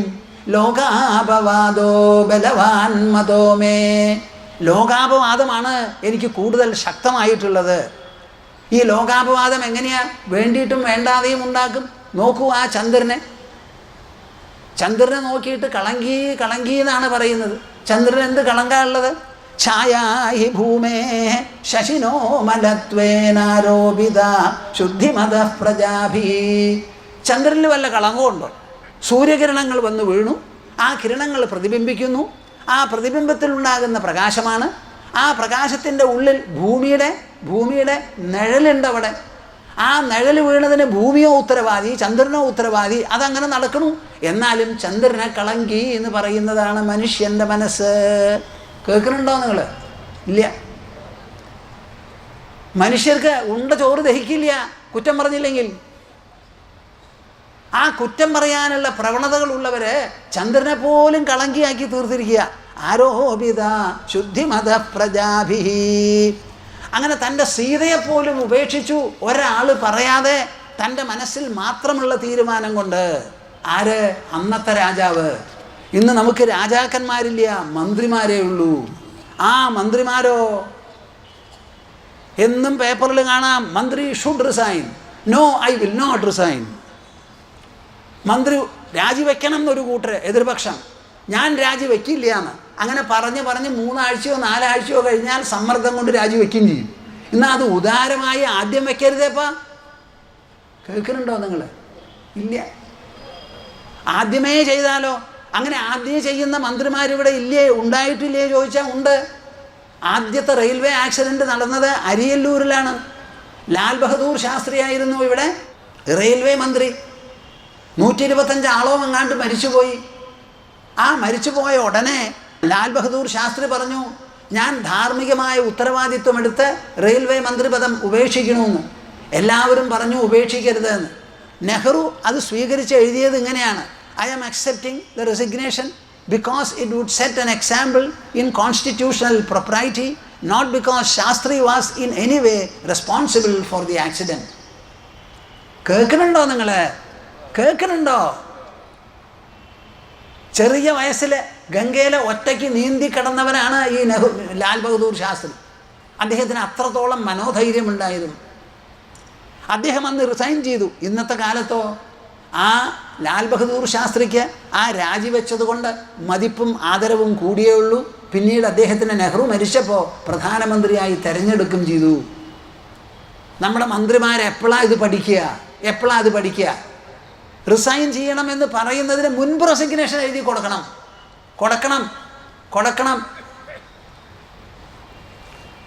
നമ്മുടെ ഭാരത സർക്കാരിന് വളരെയധികം മതിപ്പും അഭിമാനവും മാനദണ്ഡവും ഒക്കെയുള്ള ദ പ്രസ്റ്റീജ് ഓഫ് ഇന്ത്യ എന്ന് വരെ വിശേഷിപ്പിച്ചിട്ടുള്ള ഒരാൾ നമ്മുടെ ഒരു ശിഷ്യനുമാണ്. അവരുടെ സംഘടനയിൽ ഒരു വല്ലാത്ത അപകടമുണ്ടായി. ഉടനെ എന്നെ ടെലിഫോൺ ചെയ്ത് ചോദിച്ചു, ഞാനിന്ന് റിസൈൻ ചെയ്യാൻ പോകണു, എന്താ സ്വാമിജി വേണ്ടതെന്ന്. അപ്പോൾ നിങ്ങളുടെ സ്ഥാനമാനങ്ങൾക്കും യോഗ്യതയ്ക്കും എല്ലാം അനുസരിച്ച് റിസൈൻ ചെയ്യുന്ന വേണം. ഒരു കാര്യം മാത്രം ഞാൻ കൂട്ടിച്ചേർക്കണു: റെസിഗ്നേഷൻ മിക്കവാറും സർക്കാർ സ്വീകരിക്കാതെ തുടരാൻ പറഞ്ഞാൽ അപ്പോൾ ഒന്നും പറയരുത്, തുടർന്നേക്കണം എന്ന് പറഞ്ഞു. നിങ്ങൾ എന്താ വിചാരിച്ചേ? റിസൈൻ ചെയ്യേണ്ടി വരുമ്പോൾ അത് ചെയ്യുന്നവനോ അഭിമാനം ചെയ്യാതെ ഇരിക്കുന്നവനോ? എന്നിട്ട് നാണം കുടുങ്ങി അവസാനം റിസൈൻ ചെയ്യണുണ്ടല്ലോ അവർ. രാമൻ തുറന്ന് സംസാരിക്കുന്ന രംഗങ്ങളുണ്ട്. ആ രാമൻ്റെ തുറസ് നിങ്ങൾക്കിതൊക്കെ കേൾക്കണോ? വേണോ? രാമരാവണ യുദ്ധം നടക്കാൻ പോവുകയാണ്. ഇന്ത്യയും ലങ്കയും തമ്മിലുള്ള യുദ്ധസന്നാഹങ്ങളൊക്കെ കഴിഞ്ഞു. അങ്ങനെ പടപുറപ്പെടാൻ തയ്യാറായിട്ട് അങ്ങനെ ഇരിക്കുന്ന സമയത്താണ് രാവണപക്ഷത്തിൽ നിന്ന് ശുകസാരണന്മാർ അവിടെ വന്നത്. വിഭീഷണൻ അവരെ കണ്ട് മനസ്സിലാക്കി. ഉടനെ ആൾക്കാരെ പറഞ്ഞയച്ച് പിടിച്ച് കെട്ടിച്ച് ശ്രീരാമൻ്റെ മുൻപിൽ കൊണ്ടുവന്നത് ആ ശുകസാരണന്മാർ സേനയെ പരിശോധിച്ച് റിപ്പോർട്ട് ചെയ്യാൻ ചാരദൗത്യവുമായി വന്നിരിക്കുന്നു. എന്താ വേണ്ടത്? ഇവരെ ഉടനെ ശിക്ഷിക്കണമെന്ന് രാമൻ പറഞ്ഞു. അവരെന്തിനാ വന്നിരിക്കുന്നത്? നമ്മുടെ സേനയെ പരിശോധിക്കാൻ. നമ്മുടെ സേന എങ്ങനെയാണെന്നുള്ളത് അറിഞ്ഞോട്ടെ. അറിഞ്ഞതുകൊണ്ടൊരു കുറവില്ല, അറിഞ്ഞതുകൊണ്ട് കൂടുമില്ല. ഈ സേനയെ വെച്ചുകൊണ്ടാണ് യുദ്ധം ചെയ്യാൻ പോണത്. ഇതിൽ കൂടുതലൊന്നും നമുക്കില്ല, കുറവുമില്ല. അപ്പോൾ ഈ സേനയെ അവർ മുൻകൂട്ടി കണ്ടത് കൊണ്ട് എന്താ? രാവണൻ്റെ മുൻപിൽ ചെന്നാൽ എങ്ങനെയായാലും കാണും. നമ്മളുള്ള സേനയെ മുഴുവൻ അവിടെ അണിനിരത്തും. അപ്പം കാണാൻ പോണത് ഇപ്പം തന്നെ കണ്ടോട്ടെ എന്ന് പറഞ്ഞ് യതി ദൃഷ്ടം ബലം കൃഷ്ണം വയം വാ സുപരീക്ഷിതഃ യഥോക്തം വാ കൃതം കാര്യം ചന്ദത പ്രതിഗമ്യതാം. ശുകസാരണന്മാരെ, നിങ്ങൾ വന്ന് സൈന്യത്തിനെ കാണാനുള്ളതൊക്കെ കണ്ടുവോ? ഇനി കാണാത്ത ഏതെങ്കിലും ഭാഗമുണ്ടോ? കാണണമെന്നുണ്ടോ? എല്ലാം വേണ്ടതുപോലെ നിങ്ങളെ എന്തിനയച്ചിട്ടുണ്ടോ നിങ്ങളുടെ രാജാവ്? ആ ദൗത്യം മുഴുവൻ നിർവഹിച്ചുവോ? നിർവഹിച്ചു കഴിഞ്ഞാൽ നിങ്ങൾക്ക് മടങ്ങിപ്പോവാം. അതല്ലെങ്കിലോ പോരാത്തത് കാണിച്ചു തരാമെന്ന്. കേൾക്കുന്നുണ്ടോ നിങ്ങൾ? ഒരു കോരിത്തരിപ്പ് നിങ്ങൾക്ക് ഉണ്ടാകുന്നുണ്ടോ ഇത് പറയുന്ന സമയത്ത്? മനുഷ്യൻ്റെ മനസ്സിൻ്റെ മുൻപിലുള്ള ആഹ്വാനമാണ്, വെല്ലുവിളിയാണ്. തുറന്ന് ജീവിക്കൂ, തുറന്ന മനസ്സോടുകൂടി. ആ തുറന്ന മനസ്സിൻ്റെ മുൻപിൽ ഭഗവാൻ ദാസനായിത്തീരും. ഈ പ്രപഞ്ചം മുഴുവൻ നിങ്ങൾക്ക് അടിമയായിത്തീരും. ആ ഉള്ളിലുള്ള കളങ്കം പോട്ടെ, കറ പോട്ടെ, കുറവ് തന്നെ നികന്നു വരും. ഇതാണ് നമുക്ക് ആവശ്യം. വിഭീഷണൻ രാവണനെ വിട്ട് ശരണം പ്രാപിച്ചു. ആരെ? ശ്രീരാമചന്ദ്രനെ ശരണം പ്രാപിച്ചപ്പോൾ ശത്രുപക്ഷത്തിൽ നിന്നാണ് വന്നിരിക്കുന്നത്. ഇദ്ദേഹത്തിനെ സ്വീകരിക്കാൻ പാടില്ല, ക്വാറന്റൈനിൽ വയ്ക്കണം എന്നൊക്കെയായി സംസാരം. അപ്പോൾ അദ്ദേഹത്തിനെ സ്വീകരിക്കാനാണ് തീരുമാനിച്ചത്. ആരെ? രാമൻ. അതിനു മുമ്പ് ചോദിച്ചു നിങ്ങളുടെയൊക്കെ അഭിപ്രായം എന്താ. അപ്പോൾ ഓരോരുത്തരും പാടില്ല പാടില്ല എന്ന് പറയുന്നവരാ. അതിൻ്റെ ഇടയിൽ ഒരു ഹനുമാൻ ഉണ്ടായിരുന്നു. ആ ഹനുമാൻ പറയണതാണ് മിത്രഭാവേന സംപ്രാപ്തം നത്യജേയം കഥഞ്ജന ദോഷോ യദ്യപി തസ്യ സ്യാത് സദാം ഏതത് അഗർഹിതം. ഞാൻ എങ്ങനെയാണ് നിങ്ങളെ പറഞ്ഞു മനസ്സിലാക്കുക? എൻ്റെ പ്രിയപ്പെട്ട പ്രേക്ഷകരെ, നമ്മുടെ ഭാരത മൂല്യങ്ങൾ എന്താണെന്ന് നിങ്ങൾക്ക് കാണണമെങ്കിൽ രാമായണം തുറന്നു വായിക്കൂ, മഹാഭാരതം തുറന്നു വായിക്കൂ, ശ്രീമദ് ഭാഗവതം തുറന്നു വായിക്കൂ. കണ്ണിക്കണ്ട നോവലല്ല, ചിരപുരാതനമായി ചിരന്തനമായി ഇവിടെ നിലനിന്ന് പോരുന്ന സാഹിത്യ സൗധങ്ങളും സാഹിത്യ നിധികളുമാണത്. എന്നോ വാൽമീകി എഴുതിയതാണ്. ത്രേതായുഗത്തിൽ തൃശ്ശൂരിലെ സാംസ്കാരിക സദസ്സിൻ്റെ മുൻപിൽ ഒരു തപസ്വി ഭൂമാനന്ദൻ ഇതാ അത് കൊട്ടിഘോഷിക്കണു. ഇങ്ങനെ എത്ര ഭൂമാനന്ദന്മാരുണ്ടായിരുന്നിരിക്കാം, ഇനിയും ഉണ്ടാകും. നശിക്കാത്തൊരു സമ്പത്താണത്. ഇതാ ഈ കെട്ടിയുണ്ടാക്കിയ ക്ഷേത്രം പോലും ഒരു കാലത്ത് ഇല്ലാതെയാവും, ഭൂമി അടക്കം ഇല്ലാതെയാവും. ഈ സാഹിത്യങ്ങൾ മനുഷ്യൻ്റെ മനസ്സിലൂടെ ബുദ്ധിയിലൂടെ സംക്രമിച്ച് രണ്ടാമതും പ്രസിദ്ധീകരിച്ച് അച്ചടിച്ച് പലരും വ്യാഖ്യാനിച്ച് വിവരിച്ച് പലരും ഉൾക്കൊണ്ട് പലരും സ്വാംശീകരിച്ച് അത് പ്രകടമാക്കി വളരെ ബാക്കിയുള്ളവർക്ക് പറഞ്ഞ് മനസ്സിലാക്കി കൊടുക്കും. അധീതി ബോധാചരണ പ്രചാരണൈ, ഇതാണ് നമ്മുടെ സംസ്കാരം. അധീതി ആദ്യമായി പഠിക്കുക, ബോധം അനുഭവിച്ചറിയുക, പ്രചാരണൈ അതിനുശേഷം പ്രചാരണത്തിന് പോയി പറഞ്ഞ് മനസ്സിലാക്കുക. മിത്രഭാവേന സംപ്രാപ്തം നത്യജേയം കഥഞ്ജന. മിത്രഭാവത്തോടുകൂടി ആരെ അങ്ങയുടെ കാക്കൽ വന്ന് വീഴുന്നുവോ, മിത്രഭാവത്തോടു കൂടിയാണ് വരുന്നത് എന്ന് വെച്ചാൽ ആ മൈത്രിയുടെ മുൻപിൽ നമുക്ക് ത്യാഗം പാടില്ല. ദോഷോ യദ്യപി തസ്യ സ്യാത് സദാം ഏതദഗർഹിതം. ആ വന്ന ആൾക്ക് ഏതെങ്കിലും ദോഷമുണ്ടെങ്കിൽ പോലും മിത്രഭാവത്തോടു കൂടി എന്തിനിവിടെ വരണു? വിഭീഷണന് വേറെ പലയിടത്തും പോകാമായിരുന്നില്ലേ? രാവണനെ തന്നെ സ്തുതിച്ച് അവിടെ കൂടാമായിരുന്നുവല്ലോ. അത് രണ്ടുമില്ലാതെ അങ്ങയെ തെരഞ്ഞെടുത്തു ജ്യേഷ്ഠൻ ഉപേക്ഷിച്ചപ്പോൾ. ആ വന്നതിൽ മിത്രഭാവം മൈത്രിയുള്ളത് കൊണ്ട് ഒരിക്കലും ഉപേക്ഷിക്കരുത്. സജ്ജനങ്ങൾക്ക് ഉപേക്ഷ ഗർഹിതമാണ്, സ്വീകരിക്കുന്നതാണ് ശരി എന്ന് പറഞ്ഞ് ഗംഭീരമായിട്ട് ഉപദേശിച്ചു. ശ്രീരാമൻ പറഞ്ഞതോ ആനയൈനം ഹരിശ്രേഷ്ഠ ദത്തമസ്യാഭയം മയാ വിഭീഷണോ വാ സുഗ്രീവ യതി വാ രാവണസ്വയം. കേൾക്കുന്നുണ്ടോ നിങ്ങൾ? ആനയൈനം ഹരിശ്രേഷ്ഠ, ഹരിശ്രേഷ്ഠ വാനരശ്രേഷ്ഠ, കൊണ്ടുവരൂ ഈ വന്നിട്ടുള്ള ആളെ. ദത്തമസ്യാഭയം മയാ, അദ്ദേഹത്തിന് ഞാനിതാ എന്നേക്കുമായി ഞാൻ ഉള്ളിടത്തോളം കാലം അഭയം നൽകുന്നു. വിഭീഷണോ വാ സുഗ്രീവ യതി വാ രാവണസ്വയം. ഈ വന്നത് രാവണ സഹോദരൻ വിഭീഷണനാകട്ടെ, അല്ല രാവണൻ തന്നെ ആകട്ടെ. കേൾക്കുന്നുണ്ടോ നിങ്ങൾ? ചുഴിഞ്ഞിറങ്ങുന്നുണ്ടോ മനസ്സിൽ? തൻ്റെ പത്നി, തൻ്റെ പട്ടമഹിഷിയെ കട്ടുകൊണ്ടുപോയ രാവണനാണ് മിത്രഭാവത്തിൽ വന്നത് എങ്കിൽ ആ ചെയ്ത ദോഷത്തിനെയോ പാപത്തിനെയോ അല്ല ഞാൻ കണക്കിലെടുക്കുക, മറിച്ച് മിത്രഭാവത്തോടു കൂടി വന്ന ഗുണമൂല്യത്തിനെ കണക്കിലെടുക്കും ഞാൻ. ആ ആൾക്കുമുണ്ട് അഭയം എൻ്റെ ഹസ്തങ്ങളിൽ. ആനയൈനം ഹരിശ്രേഷ്ഠ ദത്തമസ്യാഭയം മയാ വിഭീഷണോ വാ സുഗ്രീവ യതി വാ രാവണസ്വയം. നിങ്ങൾക്ക് ഇതൊക്കെ കേൾക്കുമ്പോൾ എങ്ങനെയുണ്ട്? നന്നായി തോന്നുന്നുണ്ടോ? എന്താ ഒരു മിണ്ടാത്തെ? എനിക്ക് എങ്ങനെയാ ഒരു പ്രതികരണം കിട്ടുക? കൈയൊന്ന് പൊന്തിക്കാൻ. നന്നായി. ഞാനിത് എത്ര അരുമയോട് കൂടിയിട്ടാണ് നിങ്ങളോട് പറയണേന്നറിയോ? എത്ര വാത്സല്യത്തോടു കൂടിയാണ് പറയണേന്നറിയോ? നമ്മുടെ രാജ്യത്തിൽ ഇങ്ങനെയുള്ള കുട്ടികൾ ഉണ്ടാവണമപ്പാ. നമുക്ക് പണമല്ല ആവശ്യം, പ്രതാപമല്ല ആവശ്യം, ഭൂമിയും ഫിക്സഡ് ഡെപ്പോസിറ്റും സ്വർണവുമല്ല ആവശ്യം. നമുക്ക് ആ മനഃപ്രകാശം, മനസ്സൗന്ദര്യം, ആ ബുദ്ധിയുടെ മികവ്, ഇതൊക്കെയാണ് നമുക്ക് ആവശ്യം. സ്വരാജ്യേ പൂജിതോ രാജ വിദ്വാൻ സർവത്ര പൂജ്യതേ. കാളിദാസനോട് ചോദിച്ചു അത്രേ ഭോജരാജാവ്, രാജാവാണോ കൂടുതൽ എല്ലാവരും ആദരിക്കുന്നവൻ അതോ വിദ്വാനോ?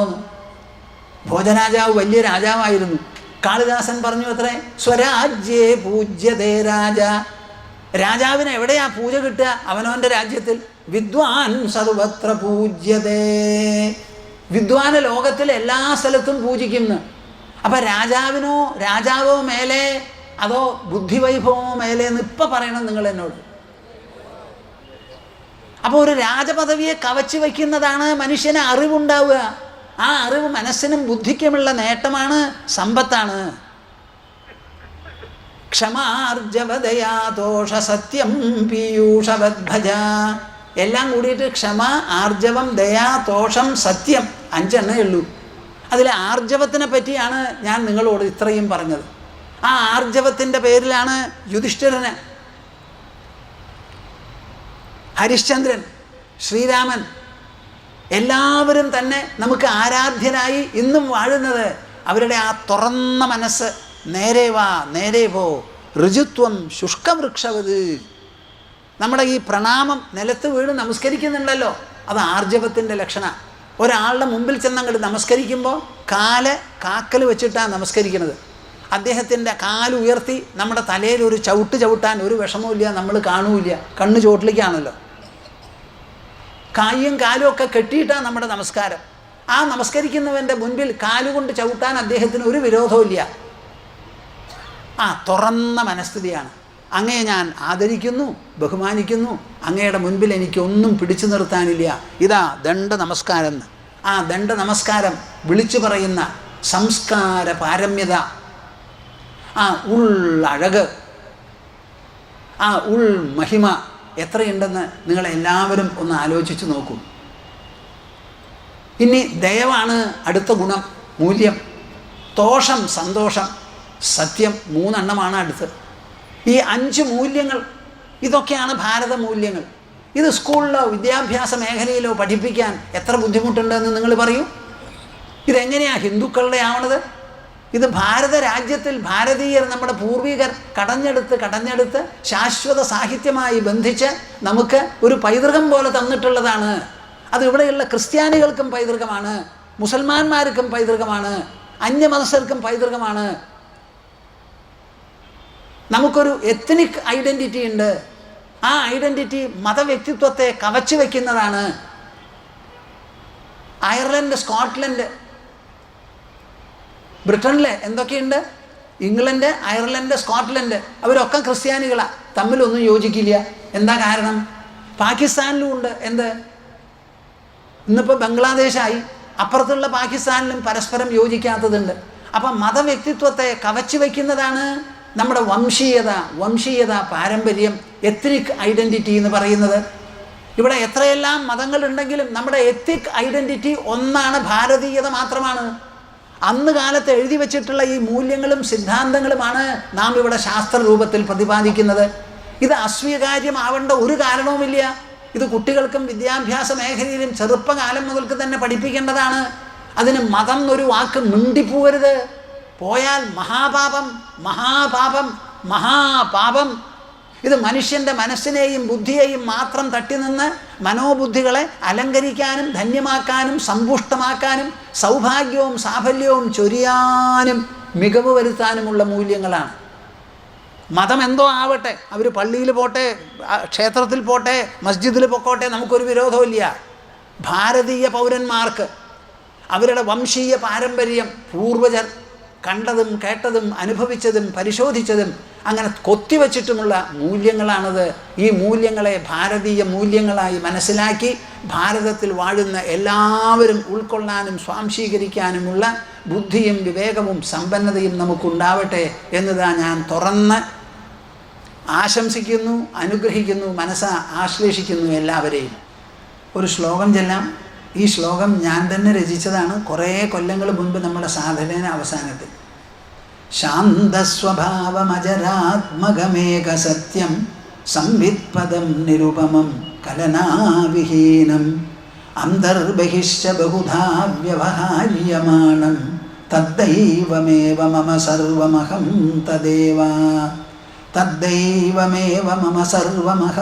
തദേവ പ്രബുദ്ധം വിമുക്തം വികാരാദിഹീനം പ്രസന്നം സദാ നിത്യബോധസ്വരൂപം പരം നിശ്ചലം നിർഗുണം സർവരൂപം ഭജേഹം സദാനുസ്മരാമി പ്രണൗമി. ഹരി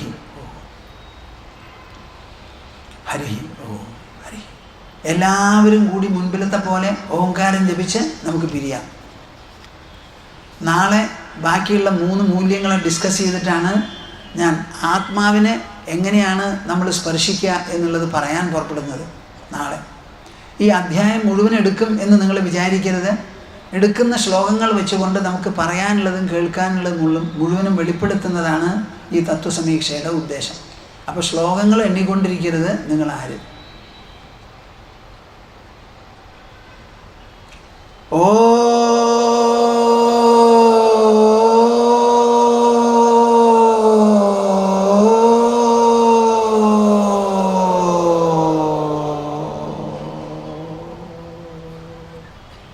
എല്ലാവരും നന്നായിരിക്കും. നിർഭയരായി ശാന്തിയോടും സമാധാനത്തോടും മനസ്സാന്നിധ്യത്തോടും സ്ഥൈര്യത്തോടും കൂടിയിരിക്കും.